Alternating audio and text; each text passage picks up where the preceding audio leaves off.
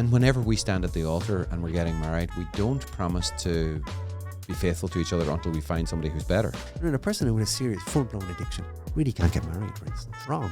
You're cheating on your wife.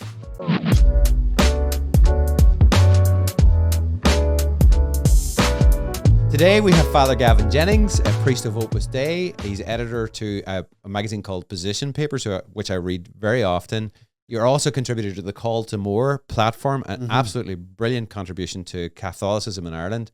And we're privileged to have you here on a motorbike today and your motorbiking stuff.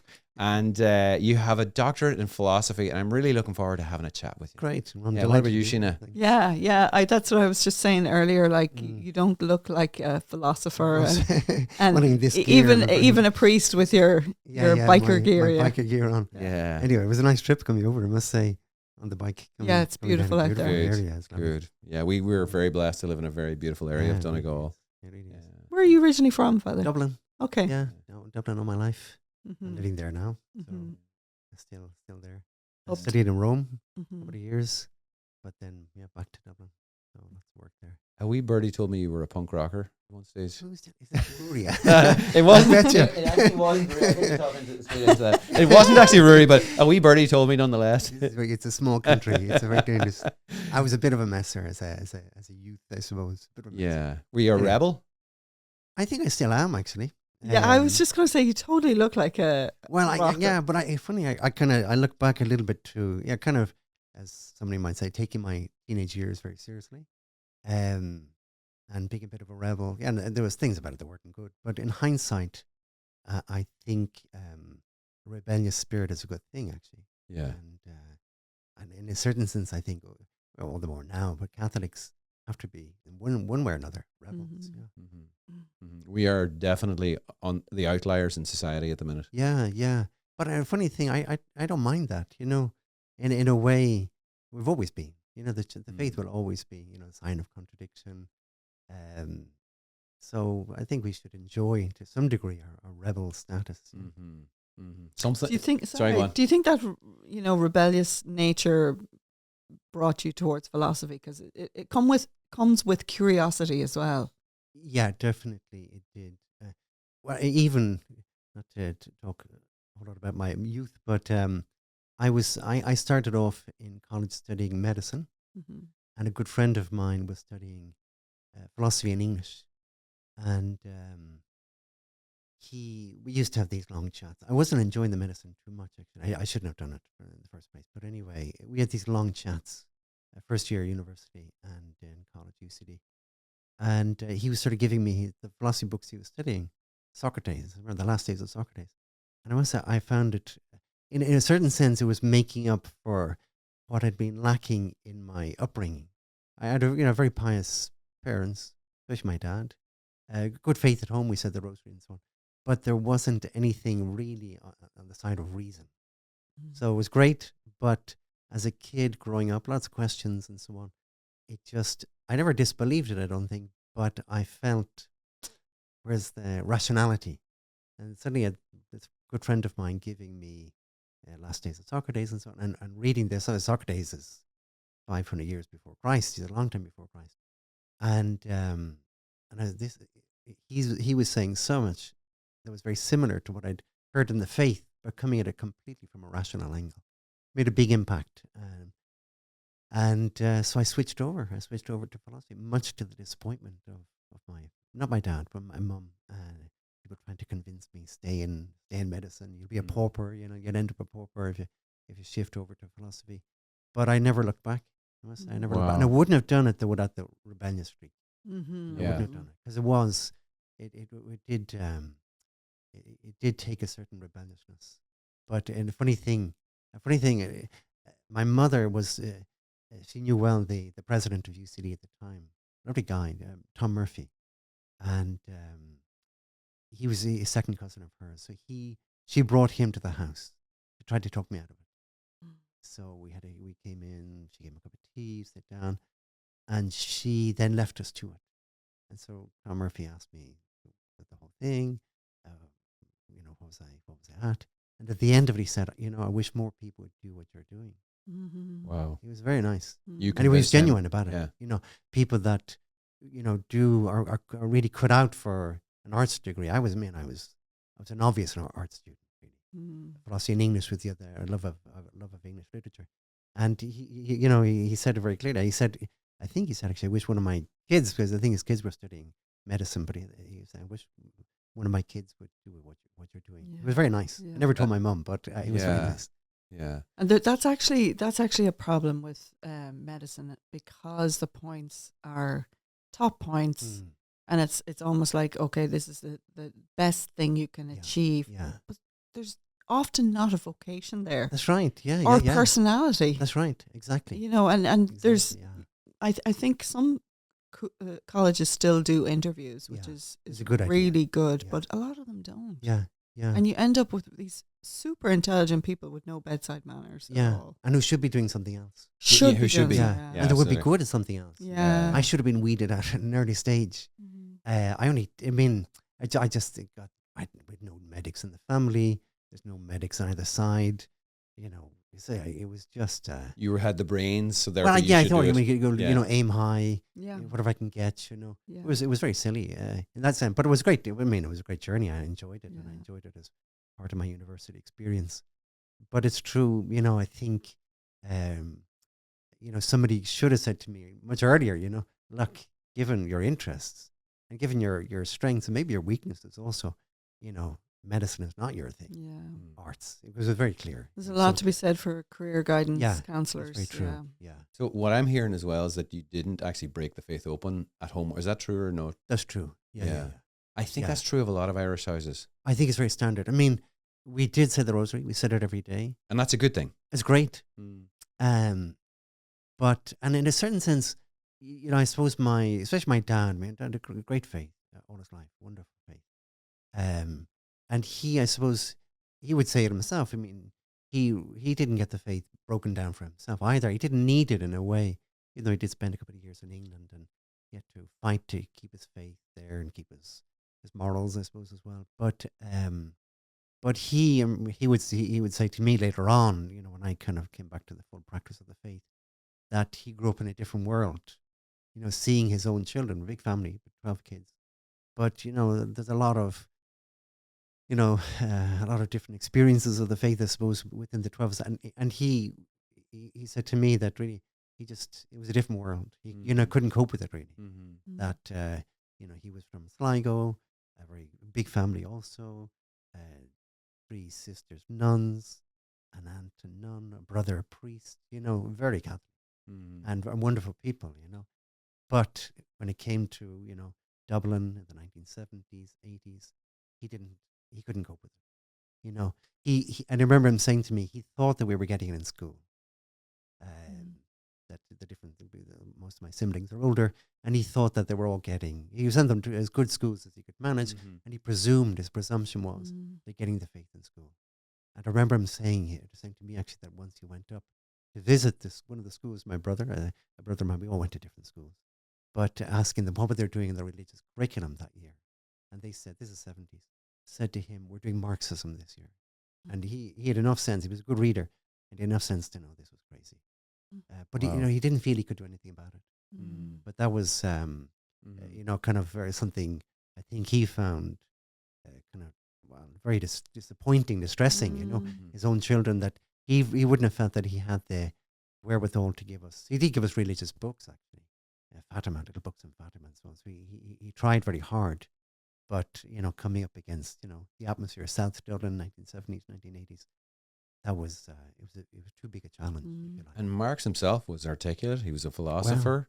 He had reasoned through his arguments, and they had yet to be proven.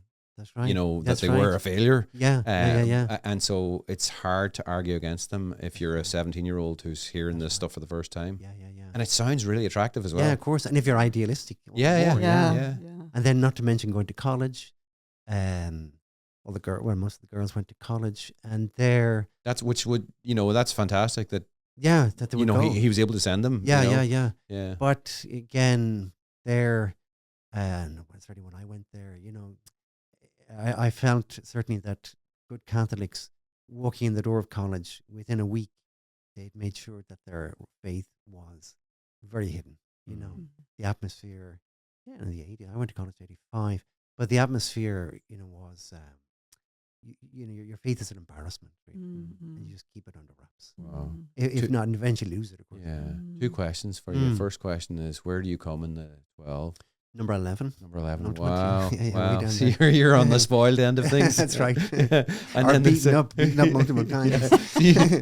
you were one of the ones who lived it up, according to the older family Well, members, that's true, anyway. Yeah. And the second question is, and speaking generalities, not in specifics, how is the faith levels of your siblings, given the environment that they grew up in?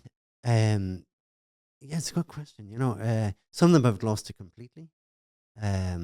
Have they thought their way out of the church, or was it apathy, or without throwing anybody under the bus? No, and I think it's the same thing. I mean, I've often thought about that. And I think again, my dad, and I think why did I, in a sense, I was going the same route and the same influences and so on. And I was kind of thinking, if you don't, I don't think we had an experience beyond, say, home and dad's piety and everything, which was very good, very old school, but very good. But beyond that, there was no real experience of something very, I don't know what you'd say, but very alive. Mm-hmm. It seemed very staid. Okay, Mass, we all went to Mass on a Sunday, but certainly there was nothing that would switch you on completely, Mm-hmm. It was only when in my own case, what I suppose happened to me was my encounter with Opus Dei, and particularly the chaplain in the school that I went to at the end. So you were in Opus Dei school, were you? Yeah, the last 2 years. So I did a little tour of the schools. You got kicked out of school, was it? Is that what you're saying? But I wasn't. I did my little tour of the school. But I certainly I would say that I did see the faith in a kind of very I don't know, alive, especially in the chaplain. I felt it was very alive. His interest in me, I was standoffish to say the least, but it was an experience of the faith that I hadn't seen before. Not to be critical of previous places that I'd been or my parish, but I just hadn't seen that before. Yeah. Lived faith. Yeah. Lived faith, and also funny, lived and intellectual at the same time, because this priest did give us some classes, and also the laymen. The religion classes were actually quite high level. They were serious. We weren't doing marks. They were highly, a really serious engagement with the faith. And again, I wasn't taking it very seriously, but it was going in. Yeah. It was going in to germinate later on in university. Amen. And I often say this, and correct me if you disagree, that if we believe in a good God, then faith, it becomes easier. Whereas if we suspect that our God is quite sinister, deep down, intellectually we might say, yeah, God is good, surely. We all know that. But at a more emotional, spiritual level, if we suspect that he's a bit of a tyrant and that he's, I think you said it last night, that he's only just putting up with us while we're in his company, and then when we leave his company, that he's glad to be rid of us. If that's the sort of God that we believe in, then who wants that God? That's right.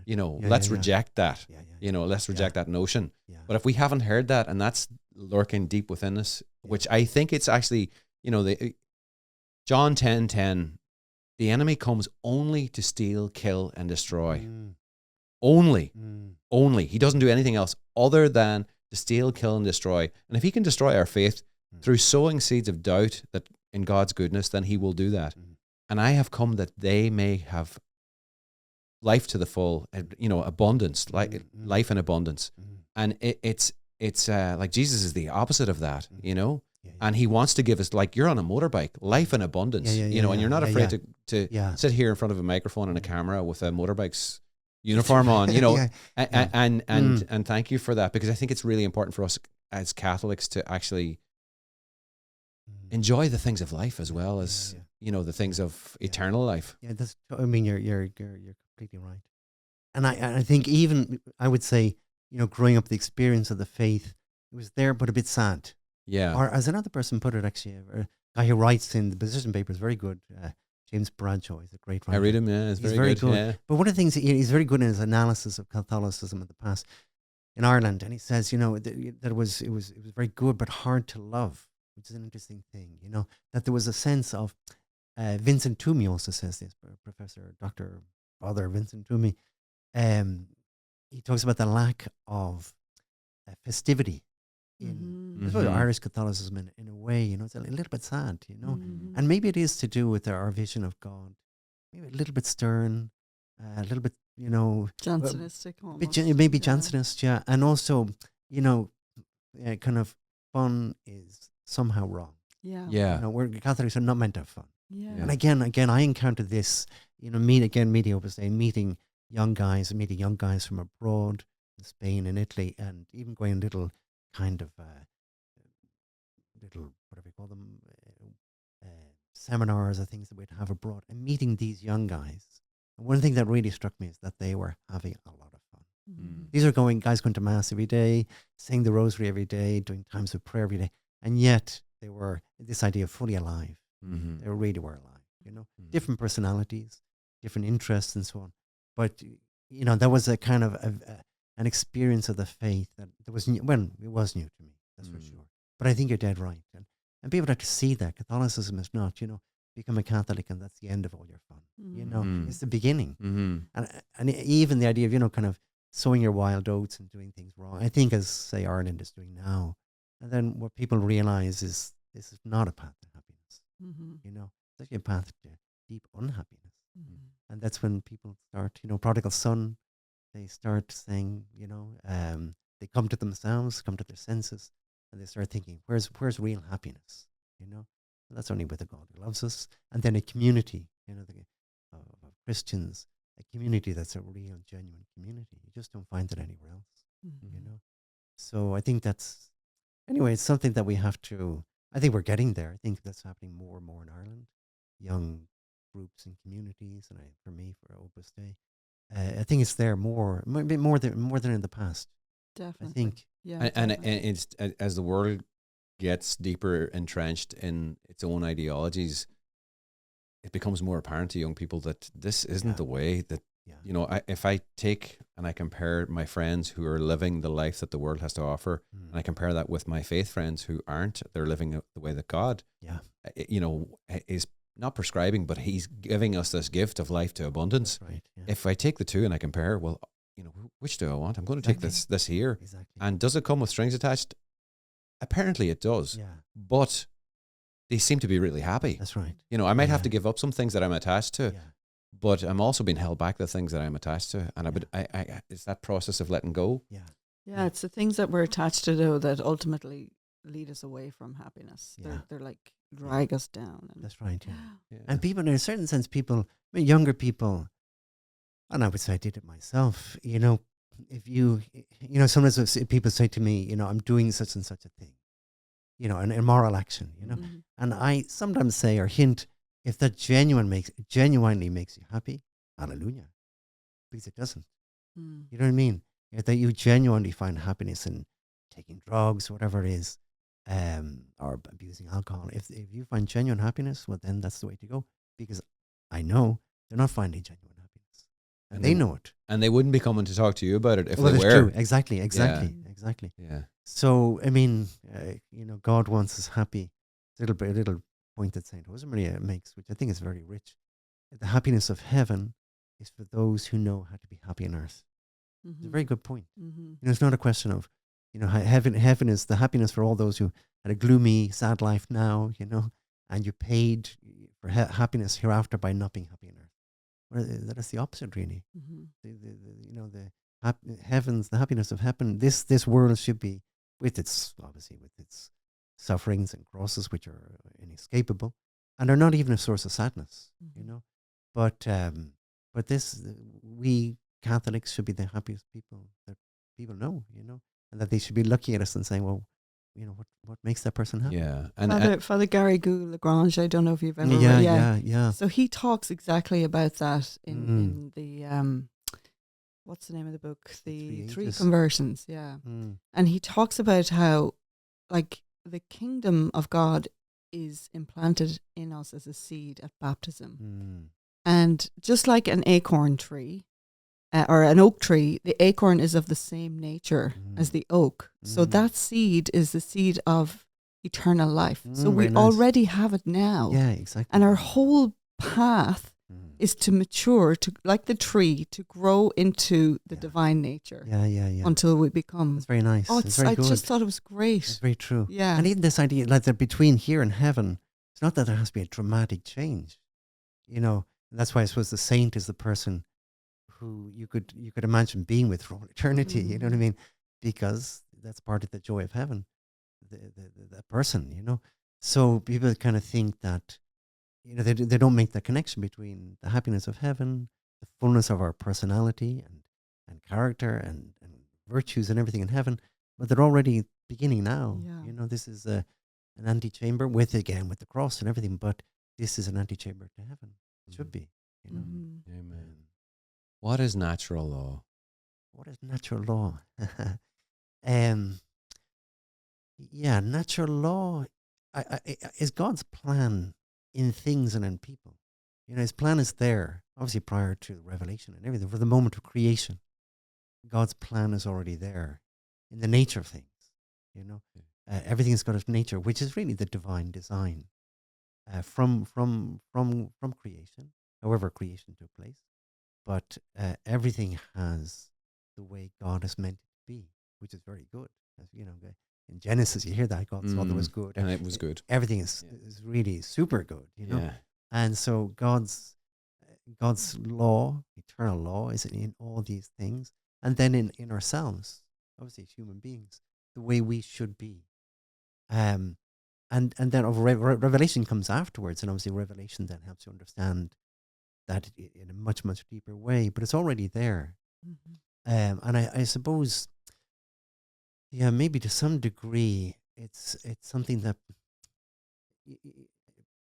in kind of ditching the faith and everything, people don't realize that you're ditching nature as well. You know, they kind of think you can make a distinction and ditch the faith, and then they lose the natural law. But the natural law is very important. Without that, we're not getting to happiness. And can an atheist come to discern the natural law, him or herself, without faith? Or do you have to have faith to see the natural law or to figure it out? No, you can discern a lot of the natural law. Okay. Faith, yeah. I mean, even think of Socrates. This was the thing when I was reading as a first year medic, when I was reading The Last Days of Socrates. Again, this guy is, whatever, 400 something BC. And he has so much of what I would have grown up as only Catholic teaching, you know, about morality. It's not just morality, but even the search for God, immortality, and it's all there. And you see this guy so many years before Christ talking about so many things. You know, some people do call it, some of the early Christians did talk about him as a kind of pagan saint, or a precursor to Christ. And there's so many things that he was saying were already kind of like a preparation for the coming of Christ. But he's doing this on reason. And then Plato, and his student is Plato, Plato's student is Aristotle. And when you read Aristotle, it's even more kind of astounding what he is saying about human nature, what makes us happy. All this on the basis of reason alone. And it's very, very clear. Obviously there's no revelation, or he's not. He doesn't receive any, obviously, revelation, private or revelation from the Jews or anything. When you say revelation, what do you mean, just for anybody who doesn't understand? What do you mean by revelation? So revelation, when God reveals things that God reveals things that we can know by reason, but also things that we cannot know by reason. Okay. So the principal thing that God reveals that we cannot know by reason is the Trinity. That's just, we cannot have I don't think we can even have a whiff of the Blessed Trinity without revelation. And we got that revelation from where? So that revelation we're beginning obviously in the Old Testament, completed in the New. Christ is the fullness of revelation in him and in his words and his actions, and then through the church after that, those things are revealed, and revealed very clearly, actually.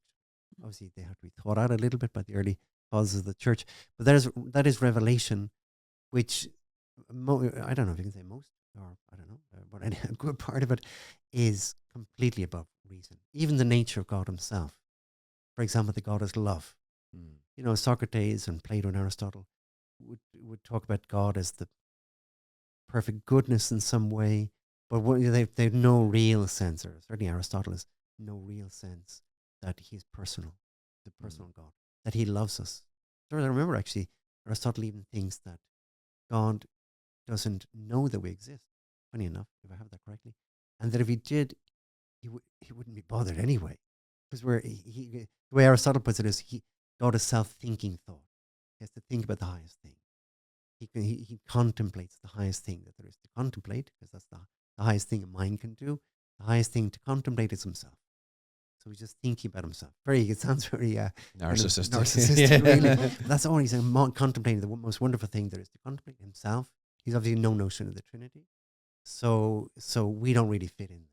But we are trying to contemplate him, kind of like striving to love this, I don't know if you would say person, but this being that doesn't really care about us. Mm-hmm. But he still says this is what the highest thing we can do is contemplate God and the things of God and see him reflected in nature. So when Aristotle says that God is good, why does he say that God is good? Is it that because God has created? Is that, and what he created is good? No, Aristotle doesn't really. Creation is a bit tricky. For Aristotle, the universe has always existed alongside God. He does not think of creation the way we think of creation. And that's, again, revelation. So revelation tells us, I don't know, can you know this by reason? Maybe to some degree you can. So one of the big things that we have in our faith is creation ex nihilo. Okay? Creation from nothing. There was a time there was nothing. And then God created. And that creation is an act of love. We see it so clearly in Revelation, in Genesis, leading up to the sixth day, the creation of man. And that's the reason for everything. So we realize creation is an act of love. Aristotle has no notion of that. He has this eternal universe. It's always been there, always trying to somehow be like God, but not created by God in that sense. Designed to some degree. God designs it, but he doesn't create the basic matter that it all comes from. So he doesn't have creation the way that we have. And God is good, but not in the kind of loving sense. He's good. I suppose Aristotle would say he's good because he's intellectually supreme. He's a mind, but not a heart. Okay. He's the infinite mind. Not infinite, yes. Anyway, supreme mind, but not loving, not love. That's revelation. Yeah, interesting. I'm just wondering, how did Aristotle come to that? Like, how did he break away from, the other creation stories, like good the question, Melish and stuff like that? How did he? How did he get there? Yeah. I should have studied harder. No. I just. Well, he is. I mean, he's coming from this line, Plato and Socrates. Of course. So, and he would say himself that he's a dwarf standing on the shoulder of giants. One thing about Aristotle, which I like a lot, is he's kind of humble. Mm-hmm. It's very different from, say, more, especially after Descartes, the philosophers are quite pompous, actually, and think they're rediscovering the wheel, or inventing the wheel, and they think that they are solving all the problems that have ever been in philosophy. And it's amazing, actually, how different they are from Aristotle. He's examining previous philosophers, but especially his teacher was Plato, and Plato's teacher was Socrates. And these were, in both cases, I think in a certain sense, holy men, And Socrates famously dies. He's executed really for his seeking the truth. So they're both, Socrates and Plato are both really very good men, I think, in that they really are committed to the truth, objective truth. And funny enough, they're living in a time that's not unlike ours, a crisis of relativism.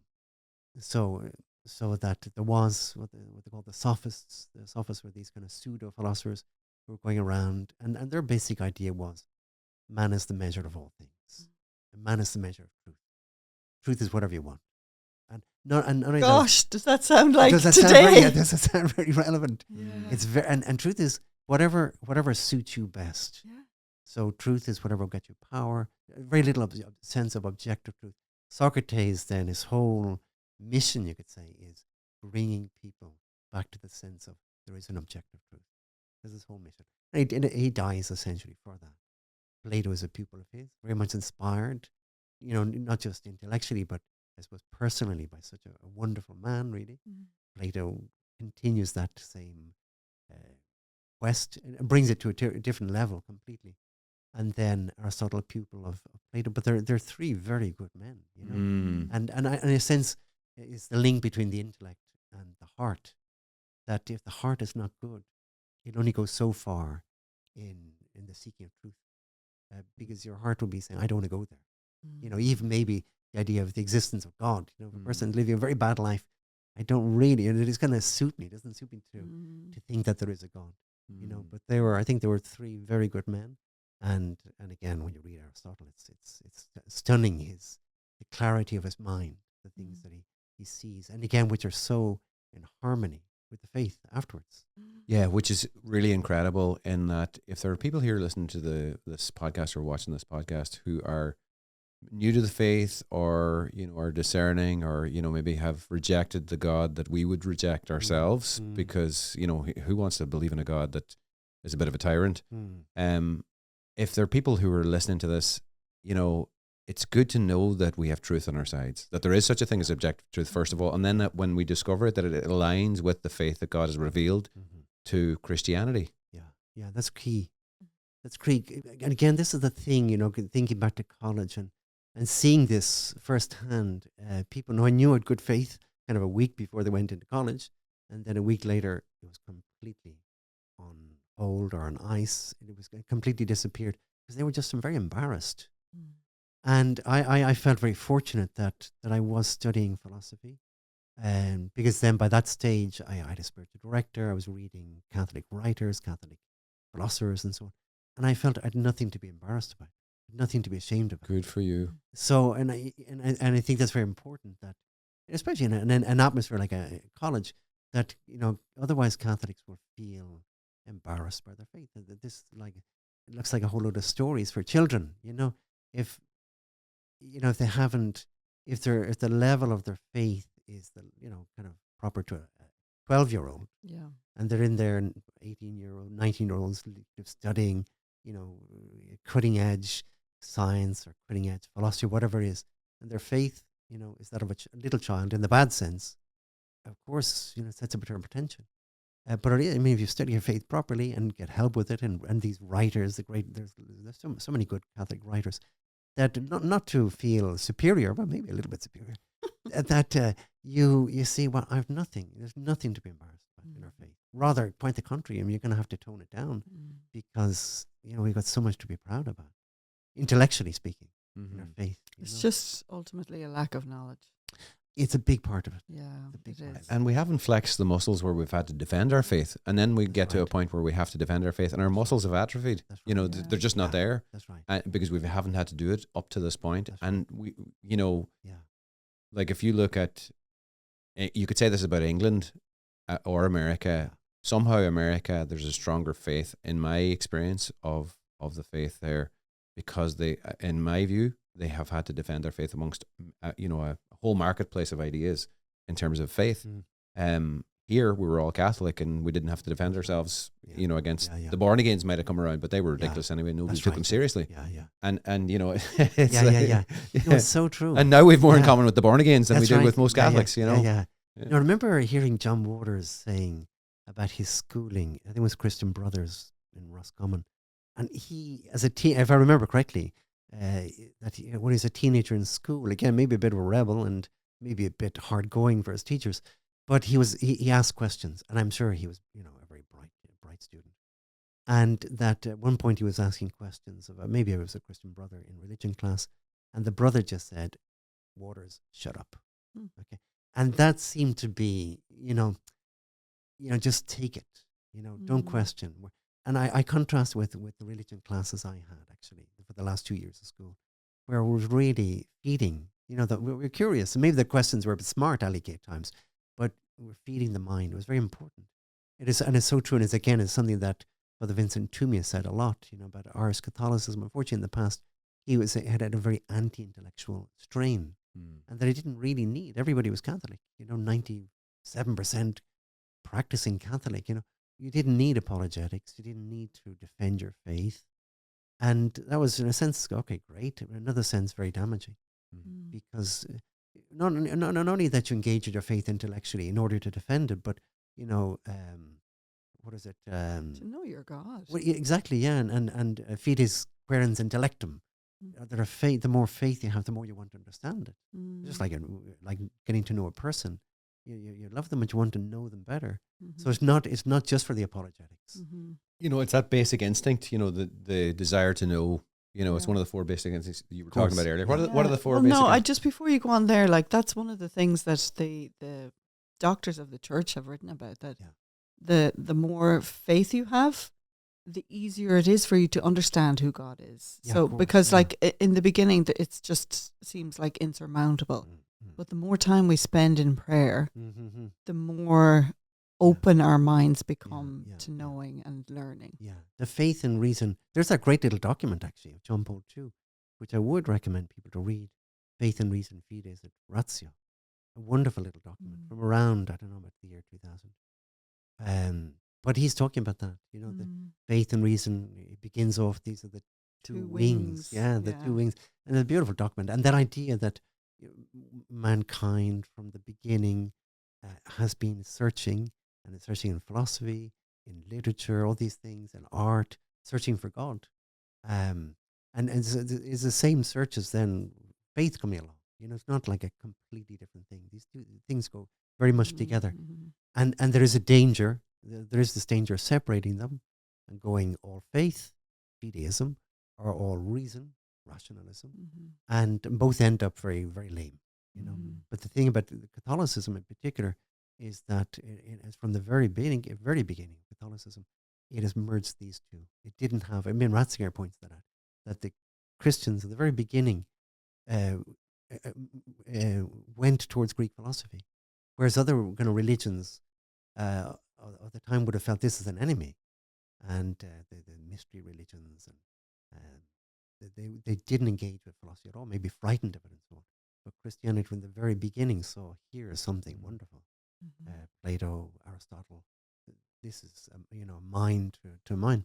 A question for you now, and this is something that I come I up. really just want to interrupt you. Go again. ahead. Sorry. Go ahead. Just when That's you're good. talking about the 2 wings, I remember reading that document, and it was broken down that the Psalms talk about the eagle's wings, and then I remembered Lord of the Rings. Do you remember there was a part where they were stuck up on a tree on a cliff, and the eagle's wings came in and saved them? I just I love that imagery. Nice. Yeah. Sorry. That's okay. Don't be sorry.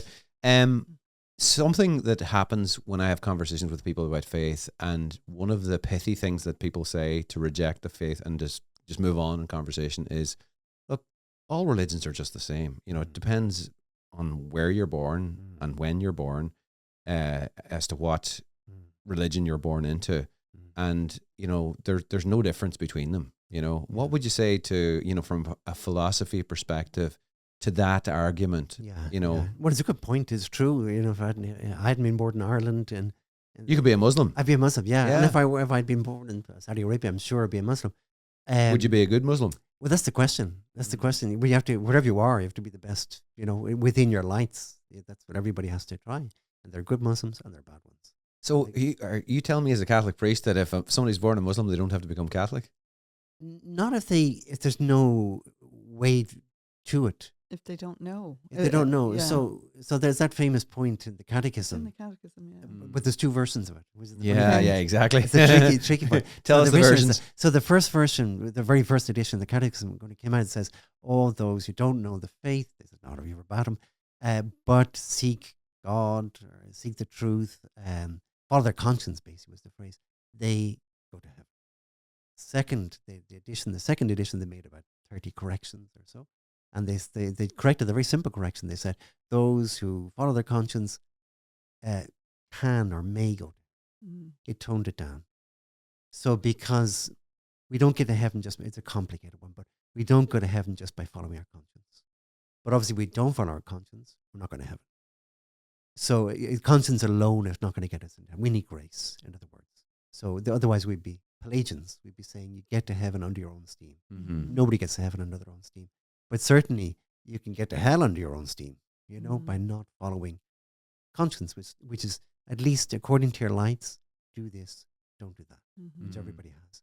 So for a Muslim, or, be good to your wife, be faithful to your wife. Wives. Yeah, that I don't know. I mean, I'm sure some. Yeah, Muslims would and start I have a thinking, brother who's a Muslim, right? And he converted whenever. I don't want to tell his story. That's for him to tell his own story. And we have great respect for him. His wife passed away before Christmas. She was a really holy, beautiful woman, and he found a peace in Islam that he didn't find in his Catholic roots in Ireland. And his own life is it's his own story to tell. But we don't. I would love to have great conversations with him, and we don't. We just can't go there. Yeah. But, he sends me stuff. I have better conversations with his kids, who we have great respect for. They really are tremendous young people. And, we'd be proud if they were our kids, but they believe in a different God, and... Although they do have the Abrahamic tradition as well. There's something in there. They do. And... But asking their kids, okay, so tell me about the relationship that you have with your God. Describe it in a sentence. Slave and master. Yeah. And so but I know more enough about Islam to know that there's more to it than that. So when they say slave and master, what we perceive that to mean is different from what they actually mean. There's love. It's a loving slave and master relationship. Whereas we perceive that, oh, that's great. Now you've told me what I want to hear, so I can completely write Islam off. Yeah. There's more to Islam than just that. And it's there's love there as well. But the point, I suppose the point I'm making is, and I'm not making a point, it's more a question. How, it's a big cocktail, it's a big stew of different religions, and then for somebody who's coming at it from the outside, and they're either new to the faith, or they're questioning the secular religion, which we live in a world where there is a secular religion, and if you don't believe it, then you're out. And so therefore that's in opposition to this, deism. All belief in God. Which one do you choose? How do you know which is true, where the truth is? Well, the thing is, having said, that, okay, had I been born in Saudi Arabia, I'd be a Muslim, no likelihood, hopefully a good one. That said, we do have intelligence. Again, going back to Aristotle. And intelligence is essentially the ability to recognize truth. So if we didn't have that, it would be completely relative to where you are and the stories that you heard and everything. But all of us do have that little thing, that little spark of divinity in our mind that goes and it recognizes, or to hear something that's true, it says, that sounds, at least plausible. Okay, that sounds, and it's not just one thing. As Newman talks about, lots of different truths converging. There's not just the one little argument. So with intelligence, a person is able to see, and again, this is presumes on a good heart, maybe a good mind, but a good heart probably more so, that you see, well, by their fruits you'll know them. So, what is the fruits of this religion? What are the arguments of this religion? Do they make sense? Do I have that little experience of, yes, that sounds interesting, and I see the fruits as Benedict talks about the two great proofs of our faith, the saints that have been produced, and the artwork that has been produced. Interesting. Catholicism.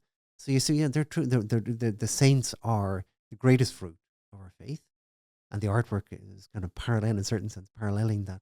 But you see that, and there would be people who have been converted to Catholicism just by the art, and saying something that can produce something this beautiful has to come from God. But maybe normally it's not just one thing like that. A special person, but seeing, well, look at the saints, look at the artwork, look at the philosophy, look at the history of the church. All these things are converging arguments. And if we didn't have an intelligence, it would make no difference. But we do have an intelligence, and then on the other side, when you see things, religions, I think, are a gradation. There's some that are higher, they closer to Catholicism, and some that are lower and lower and lower, and there's some that are, you could say, just pathological. You'd say that is like Wacko Texas job. That's right. That you look at its fruits, and in 2 minutes you see this is dangerous, wild, crazy. You'd have to be mad to go there, really. But it's a bit of a gradation, And what is it that God allows? The Gamaliel principle, where Gamaliel was asked, about this new religion, these Christians. Oh yeah. And he said, if it is of God, we will be persecuting God's work. That's right. If it's not of God, it will fall away. That's right. Yeah. And then how do we explain the continuance of, say, Hinduism, Islam? God somehow in his humility is blessing a religion that doesn't have the fullness of the truth. Yeah, that is a good question. That is a good question. You know, I mean, in all those religions, you know, there's something good, and certainly better. Again, sometimes I feel when somebody says, "I no longer go to mass on Sunday," and I say, "Well, do you go to a mosque, or do you go to a synagogue? Do you do something?" Because it's a very basic thing in the natural law that you would honor God. So to fall away and not honor God at all is such a dramatic position. Do something. Now, I'm not encouraging people to go to the mosque or go to the synagogue. I mean, kind of, I'm using that as a kind of just a tactic in a sense, but it is much better to be going and worshiping God in some form than not at all. Atheism is very radical position. So not to acknowledge your creator. So the Muslims do that, and great, and they do it, and that's very much in keeping with the natural law. Acknowledge your creator and do so probably once a week. Makes sense because we do everything important at least once a week. So honor your creator each week. So Muslims will do it on the Friday, the synagogue will do it on the Saturday, the Protestants will do it on the Sunday. So that is something good. And the Muslims obviously have certain basics of the natural law. Good, you know. So there is good there. And I think, you know, a good Muslim will look at, well, look what we do have. Okay, now what you do find is there's a lot that is deficient there. There's a lot that is deficient. But maybe if you're just looking at the good, you say, well, look, we're honoring God. We realize we are creatures. Realize there's a heaven and a hell. There's a basic moral law. These are very true and very good. And there's an apparent reasonable theology there that has elements of the truth. From what I can see, and based on, you know, I haven't read the Quran. I don't want to read the Quran. I'm not afraid to read the Quran, but I just don't want to waste my time. And it's not that, but I can see the fruit in up close and personal, and it's good. Would that, you know, and it's not for me to speak into, you know, my brother or his family's life, but the fruit is good there. And would that we as Christians live our lives in the way that they, as, you know, if we were comparatively as committed as they are, and they reject radical Islam in the same way that we reject radical Islam, but we don't reject radical Christianity, because radical Christianity brings love. That's the difference. Do you understand what I mean? What I would say, again, I'm no expert in Islam, and clearly there are good things, but radical Islam, even though they would say we're being totally true to the, you know, to the word of Islam, and I think, you know, I think Ratzinger said it, the famous Regensburg Address, you know, to put reason so much on hold as Islam does cannot be good. And from that, radical Islam will come, because they do not embrace reason the way we do. It is fideistic. And when something is it's just faith alone, and are fundamentalist in just going by the words in the Quran, and therefore diminishing the role of reason, but really significantly. And that is never good. It's never good in Islam. And Ratzinger was trying to say, well, look, guys, even as Muslims, engage with reason, the logos, that famous, we got him in trouble, but it was a very good point. Inviting Islam to engage with reason again. And what is our, like, Pope John Paul II got into trouble for, Pope St. John Paul II got into trouble for kissing the Quran. And, you know, we look back, it wasn't so much at the time, but we look back and, you know, and say that was a terrible thing that he did. But he could see the good in Islam himself. And he, you know, he was in Jerusalem, he kissed the Wailing Wall as well, you know. I mean, the Quran, it's not that it's not that it's bad, but it's so deficient. That's the deficient. What's lacking is and that's the comparison with Catholicism, and then a little bit lower down Protestantism, a little lower down whatever. That, you know, there's good. If you look at it from below, there's a lot of good. If you look at it from above, there's a lot that's that's a good way to put it. And if we consider, you know, if we consider belief or faith a multi-story building, the basement of the building is belief in God. First floor is okay. belief in a good God. Yeah. Next floor up is, okay, belief in which one, Christianity or Islam, and then moving on up from there, or Judaism for that and matter. And they do have basic, they do have good, solid base. And this is part of the problem, I suppose, that a lot of Muslims that come to the West and say, my gosh, look at the They're behavior. horrified. They're horrified. They think the West is Christian, and if this is Christian, I don't want anything to do with that. Exactly. And that's very unfortunate. It's very unfortunate. Now, when I was at a baptism of a fellow from a Muslim family last week, and his sister will be baptized soon, and clearly they have seen something, they've through, the secular societies that they live in, they can still see the goodness. I think if you're lucky, you can find it. And anyway, the church is not hidden, that you can see. And Catholics, we should know the history of our faith. We shouldn't give in to these black legends about our faith, which are just, zoom in on, the bad popes, the abusing priests, I was taught that in school. In religion class in secondary school, like that's what our religion class was consisted of. Looking at the bad stories, all the bad stuff. Amazing. Which is, I at the beginning of this conversation, your dad asked the religion teacher, "What are you?" I wonder how many parents actually ask that question. Yeah, I wouldn't say many. Well, we've never asked that question. Yeah, the kids come home and tell us. Yeah. And I suppose maybe it's because we know that we are the primary educators of our children in the faith. But wouldn't it be interesting if people started asking that question? Oh, yeah. Especially if you're sending your kids to a Catholic school. Yeah. Well, I think that horse is bolted, actually. Yeah. They're not even going to be embarrassed. I don't know. I mean, I suppose the thing now is just not to rely on your school for the religious formation of your kids. Full stop. And is that in other countries, I don't think they probably never have the Sunday schools, or they do other things. They make sure the kids. It was a presumption of his, because that's the way he got it as a kid, that he got it at school and very well, and he presumed it would continue it, and that's not the case, and it won't be, at least in the present. I don't think it'll be for a good while that kids are being catechized in school. Not at all. So, and they're getting some bad stuff as well. So parents have to look after it themselves, I think. Yeah, definitely. Or form little clubs, or whatever it is, to catechise the children. And historically, we, from emancipation around the 1820s to where we, have lost our faith essentially in the 60s on, we must have been doing something right to have a good, faithful Catholic population in Ireland. The schools must have been doing something right. Yeah.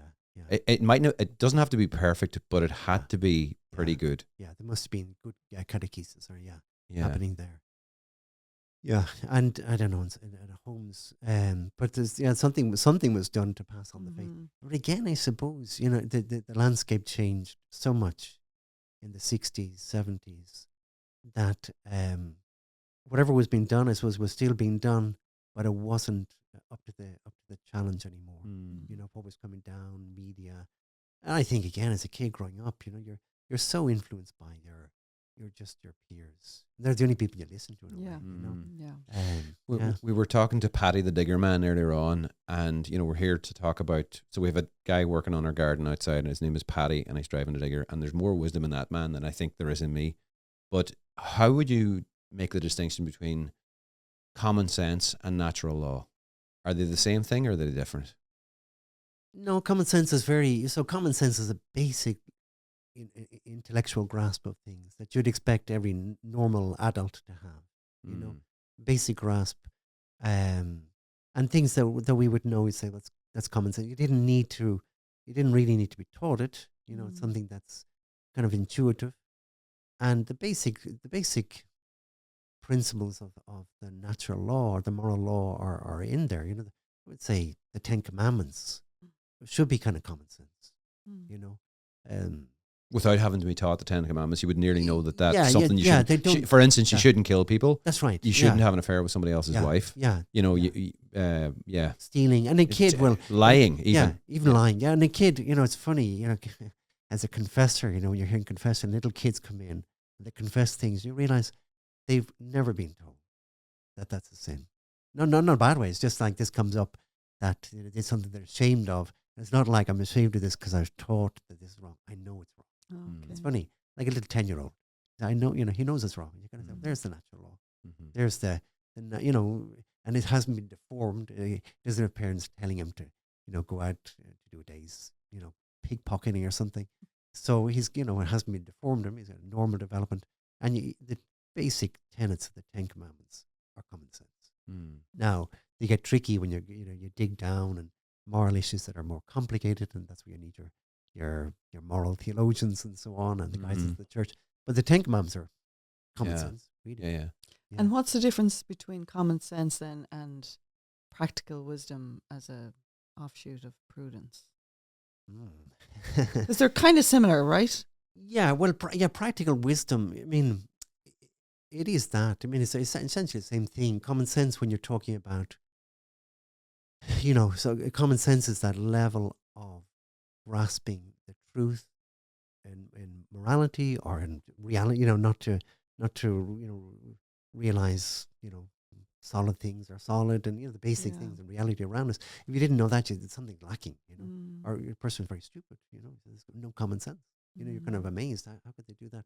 And then applied to the moral, you say, moral wisdom is that now obviously a person grows as you're talking about, Paddy. Wisdom grows with experience, and again, if it's not deformed in principle, as the person grows older, they have more of these experiences, and their appreciation of the moral law deepens and deepens, and so you can have a really quite an elderly person with buckets and buckets of wisdom. And he could come in here and he could have a conversation. He could be number 4 at this table, and he would be able to keep up, number 1, with what we're talking about. But number 2, he would agree with what we're saying. Yeah. Because I've had conversations with him, and I could sense early on, like I've only just met this guy, but I could sense early on there's something about this guy that's different in that he's simple, not in a simple patronizing sense. Yeah. He's simple in that he's uncomplicated and there's truth there. And it's a beautiful thing, and it's very, very figured out admirable. what life's about. He's figured out what life is, what's important in life. Yeah, and it's funny because wisdom is so key. I mean, it is. The philosophers are looking for wisdom. Wisdom is this. Even without knowing a whole lot of facts, you pick up a whole lot of facts in school and college. For a person who mightn't have all that education, I think my father was a very wise man. Didn't have a huge education. It ended at the age of 15. But I think he was very wise, and so you have a deep appreciation and grasp of reality, what it's about, and then experience adding in on that. And funny because I suppose one of the things is thinking about contemporary world, and that we with our phones and our, you could say, we're really being maybe you could say stupefied. The development of wisdom is being stunted, because we're so caught up in the now on our phone entertainment. I mean, I like the phone. I like a little bit of entertainment, but that becomes your whole world. Obviously, you said wisdom is going to dry up. You're really just living on the surface, literally. Images and little videos. Little social circles. It's very superficial. Whereas the wise person is going deep, much deeper. Yeah. But we are living on the surface. That's the problem. And can a wise person, or can somebody who's operating at the level of instinct or trying to follow the natural law, can they, maybe not intellectually, but between the intellect and the heart, can they come to a conclusion that there is a God? Oh, yeah, certainly. Yeah. I mean, again, you look at Aristotle, Plato, so Socrates. They're all coming to a realization very quickly. There has to be a God, and then there are philosophical proofs. I mean, Aristotle's proofs are completely valid.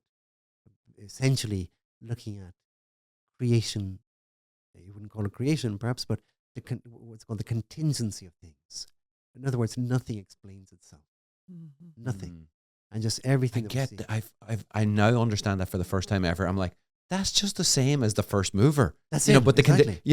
but the necessary being. Yeah. Basically, he says in a beautiful proof, he says everything is contingent. Yeah. Everything. If it's finite, it's contingent. Contingent meaning it doesn't explain its own existence. It doesn't explain itself or its nature. And therefore you have to find something. Eventually you go back to your chain, but your chain can't go on forever. You have to come back to something which explains itself. And that's necessary being. And that's the key. Well, it's the key to the proofs of the existence of God. There are different forms. But that is something that, even a child, I mean, you think when you were a child, you kind of, as a child, you're kind of thinking, where's the universe end? Or when did the universe begin? I had a different childhood from you. Oh, yeah. Oh.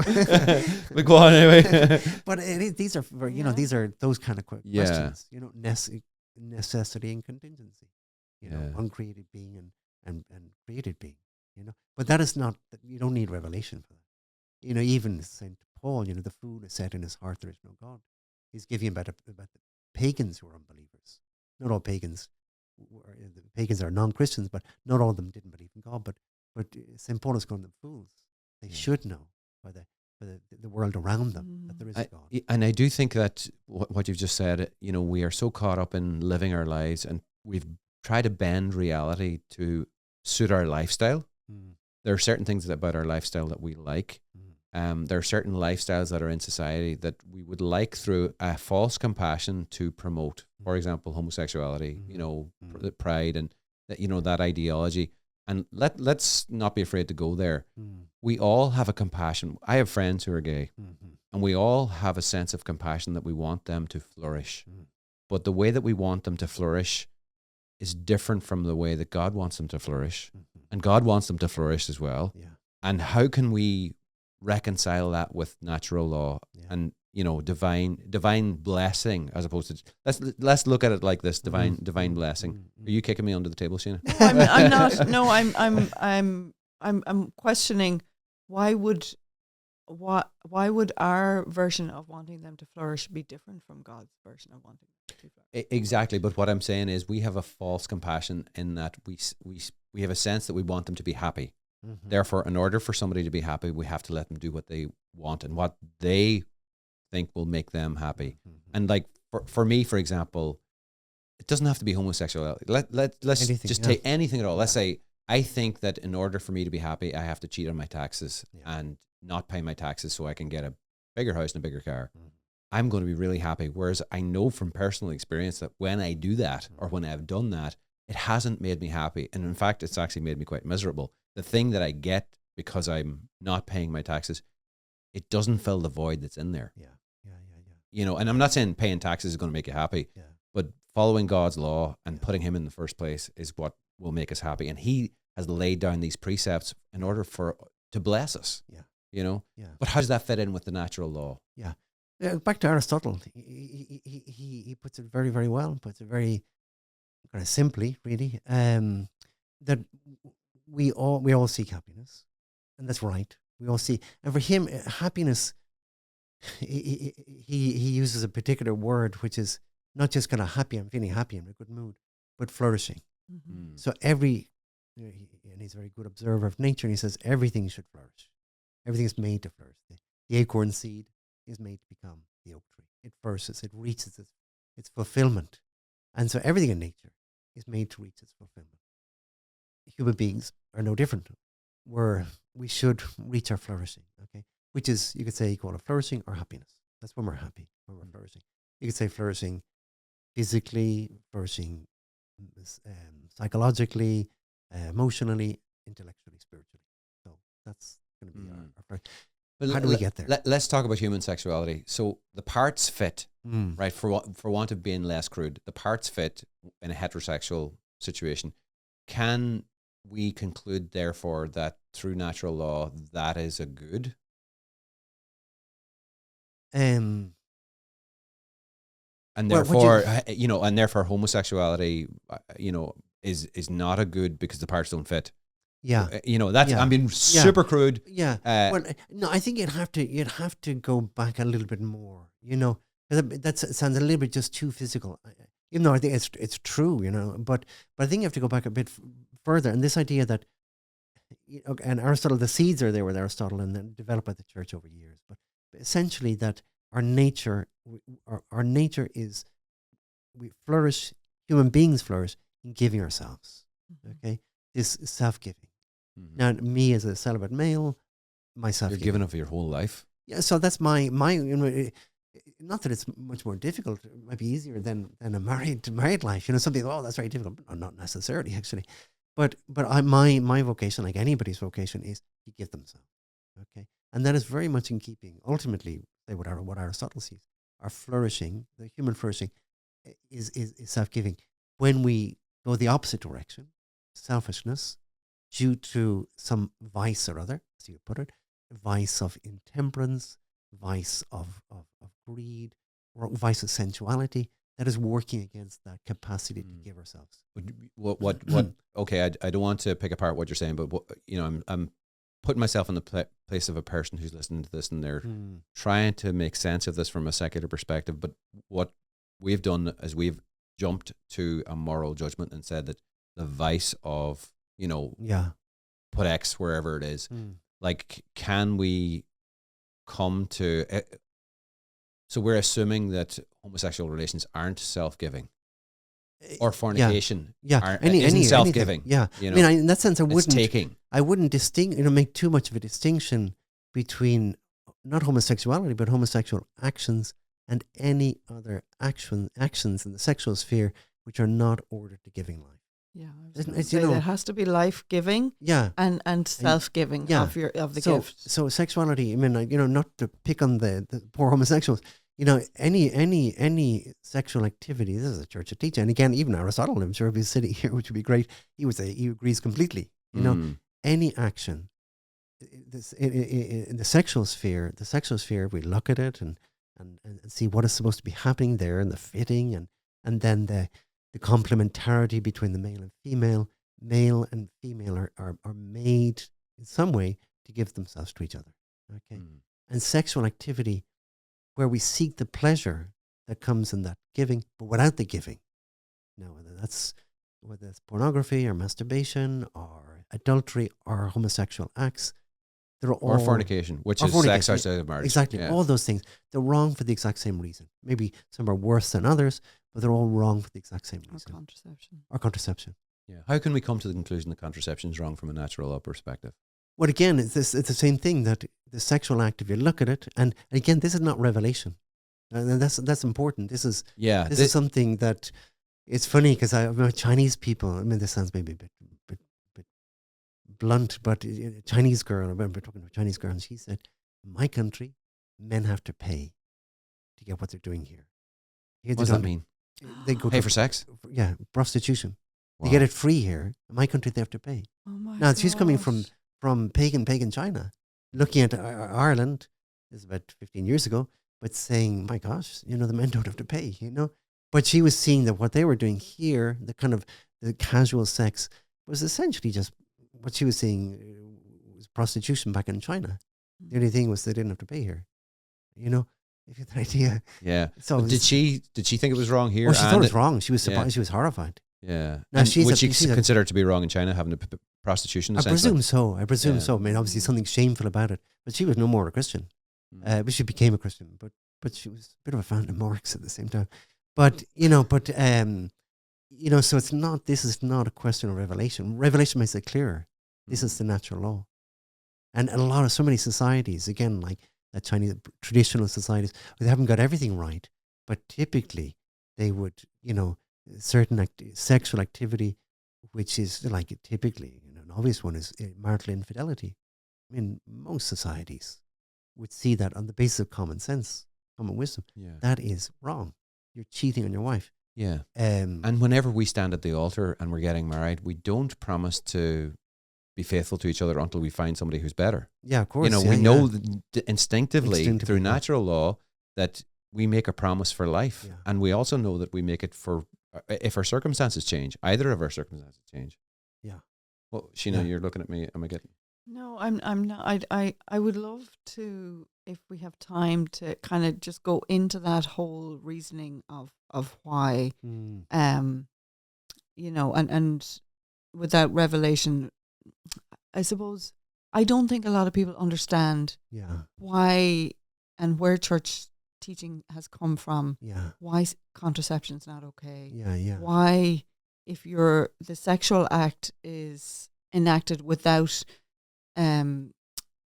reproduction Openness openness to life. to Yeah, life. Yeah. Why is it Yeah. not okay? So they knew Yeah. what you're saying is 500 years before Christ, they knew that this was wrong. That they knew the sexual act had to be open to life. They didn't know everything. Okay, that Mm. Revelation has made it clearer. Mm. But there was an awful lot, and again, in societies all over that. I'm a very basic one. You could say that the sexual instinct has to be civilized, or a bit like the eating, the instinct for eating. You know? Temperance. Is that what you're saying? Well, By civilized? Yeah, that we have very strong passions, and all civilizations that would have lasted any period of time have known that the passions have to be trained. And that's what we do with little children. You're training their passions, as in, you don't eat now, you eat later, you don't give in to your temper. We're always forming the basic 4 cardinal virtues. And one of the most fundamental of the 4 is temperance. So this intelligent self-control in all the areas of passions, not just in the sexual. Mm-hmm. But if a person is not temperate in the area of eating or drinking, well, that's going to be very hard for them later on to be temperate in the area of sexuality. A kid who's not being brought up at home to overcome himself, to be in control of his passions in food or anger or whatever it is. Well, then when he goes on, then he moves on from sweeties to sex. You know what I mean? So it's not a different world in that sense.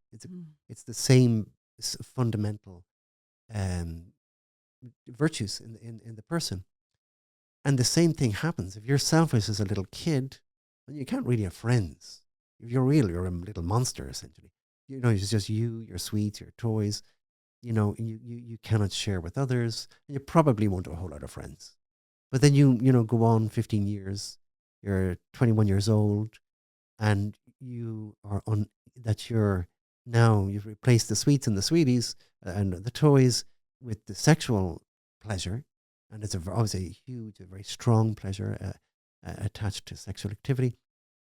And if you treat them the same way as you did when you were 5 years old with your sweets and your toys, well, then also there, you're not going to really be capable of getting married, of giving yourself to another person, because to give yourself, you have to control yourself. Yeah, and I'm reminded of something you said, and also a guy called Alexander Havard. I don't know if you've heard of him. I know him, yeah. He wrote a book on this, The 4 Cardinal Virtues, and he talked about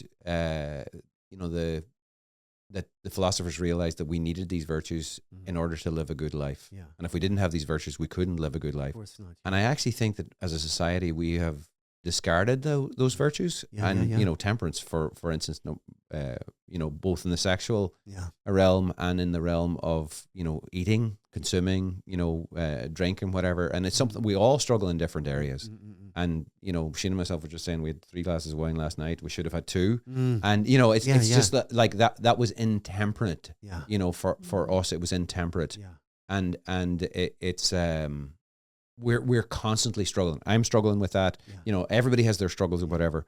But as a society, we've said, it doesn't matter, you do you. Of course, yeah. As long as you're in good health and you run a marathon, you do you. Yeah. Yeah. But yeah, that's very interesting, because I've noticed there's a new wave of parenting now that's very much don't correct your child.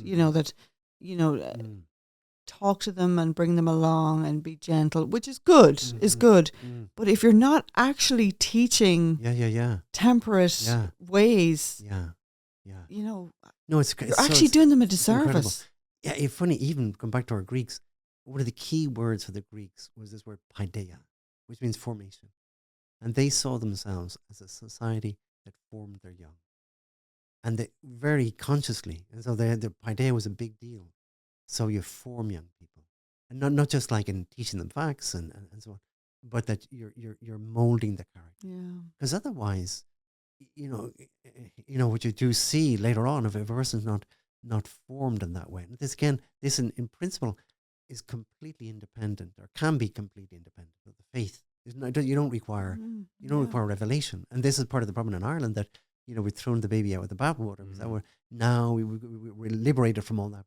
Liberated from formation, and then what you see happening, and confessors, I suppose, unfortunately, we have kind of a special capacity, or we see it, we see it in the box. Microscope. Yeah, you see it the whole time, and you see, people then who struggle and they're not happy and they know it, and they're struggling, especially with things like temperance, addictions. Okay.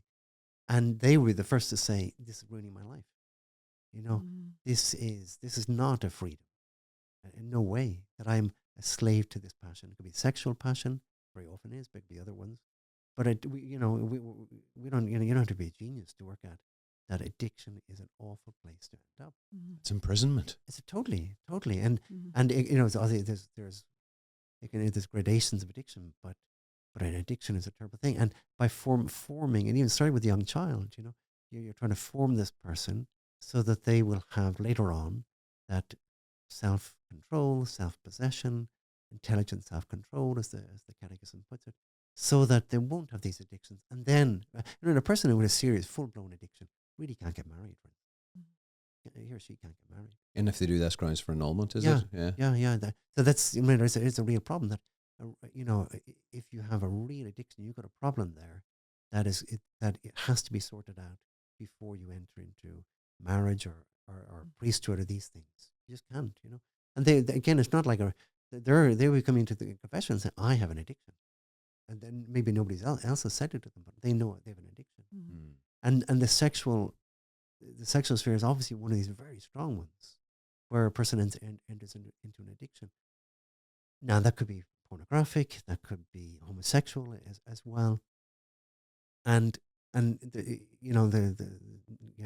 philosophers, but especially the church, in moral training, is trying to produce people, and everybody. We all have to struggle. I mean, it's not that anybody doesn't have to struggle. Everybody has to struggle. And you have to. I think we all have to have this healthy sense of, like a couple of glasses of wine. I don't want to go there. Just tomorrow before, Yeah, and yeah. every night of the weekend before, and then it'll be fine. This kind of thing, Yeah. And we can feel it. Yeah, you feel it the next day. Yeah. I mean, just that I'm kind of losing the reins here. That I want to be in control. So that's what this formation is, and so I think it's useful to see sexual morality in that light. So contraception, pornography, all these things, and you'll have somebody genuinely say to you, or be saying to this podcast to themselves, that, well, the Greek philosophers, they promoted pedophilia with young boys, and I've seen that be debunked. Yeah. But that's the narrative out there for the Greek philosophers. Yeah. Well, first of all, I'm not saying that they were saints and everything, and I think that pedophilia thing is exaggerated, and sometimes I get the impression also it's kind of like a 21st century reading put on, kind of interpreting when they're talking about love of beauty and so on, because we're slightly obsessed with sex. We can say, oh, that's sexual, and in Plato and so on. And I don't. Maybe certainly some of them are, and they've a slightly different approach than we would. I think that's true.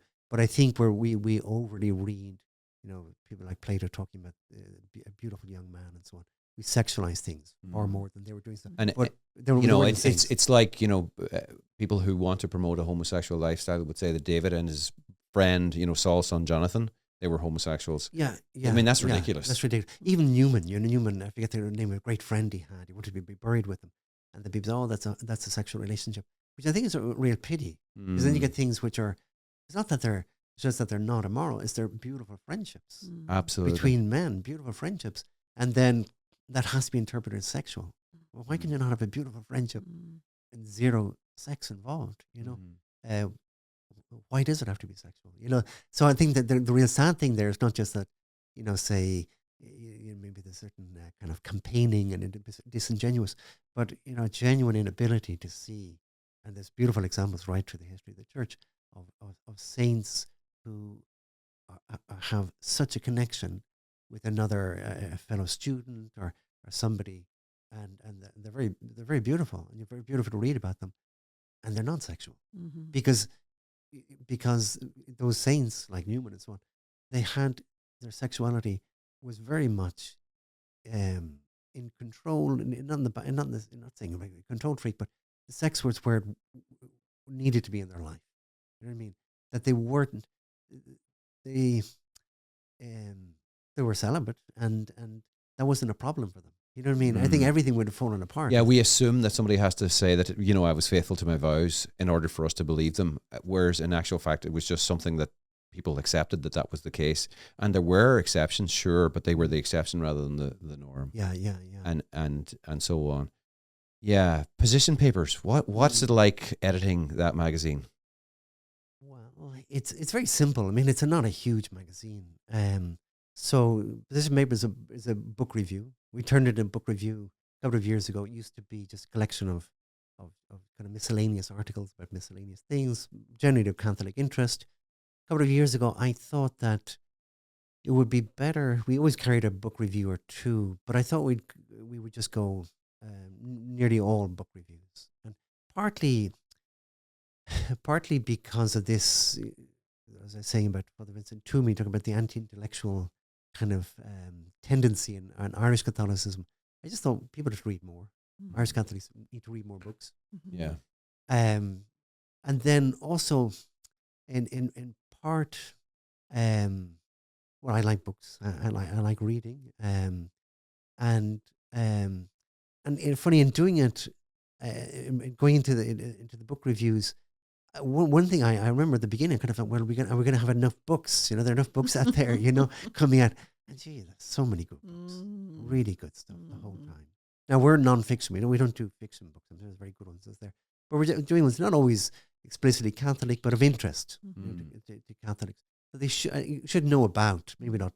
You don't have time to read a fraction of all these books, but at least to know about them and some of these writers. And sometimes exciting. A little bit like Ayan Hirsi Ali. I don't know if you've heard of her. She's this Somali. Brilliant woman. Amazing woman. Fantastic intellect. Amazing.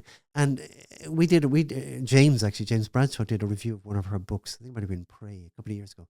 I was a little bit hesitant because she was one of the new atheists. She was a horsewoman. She was a horsewoman. She was up there.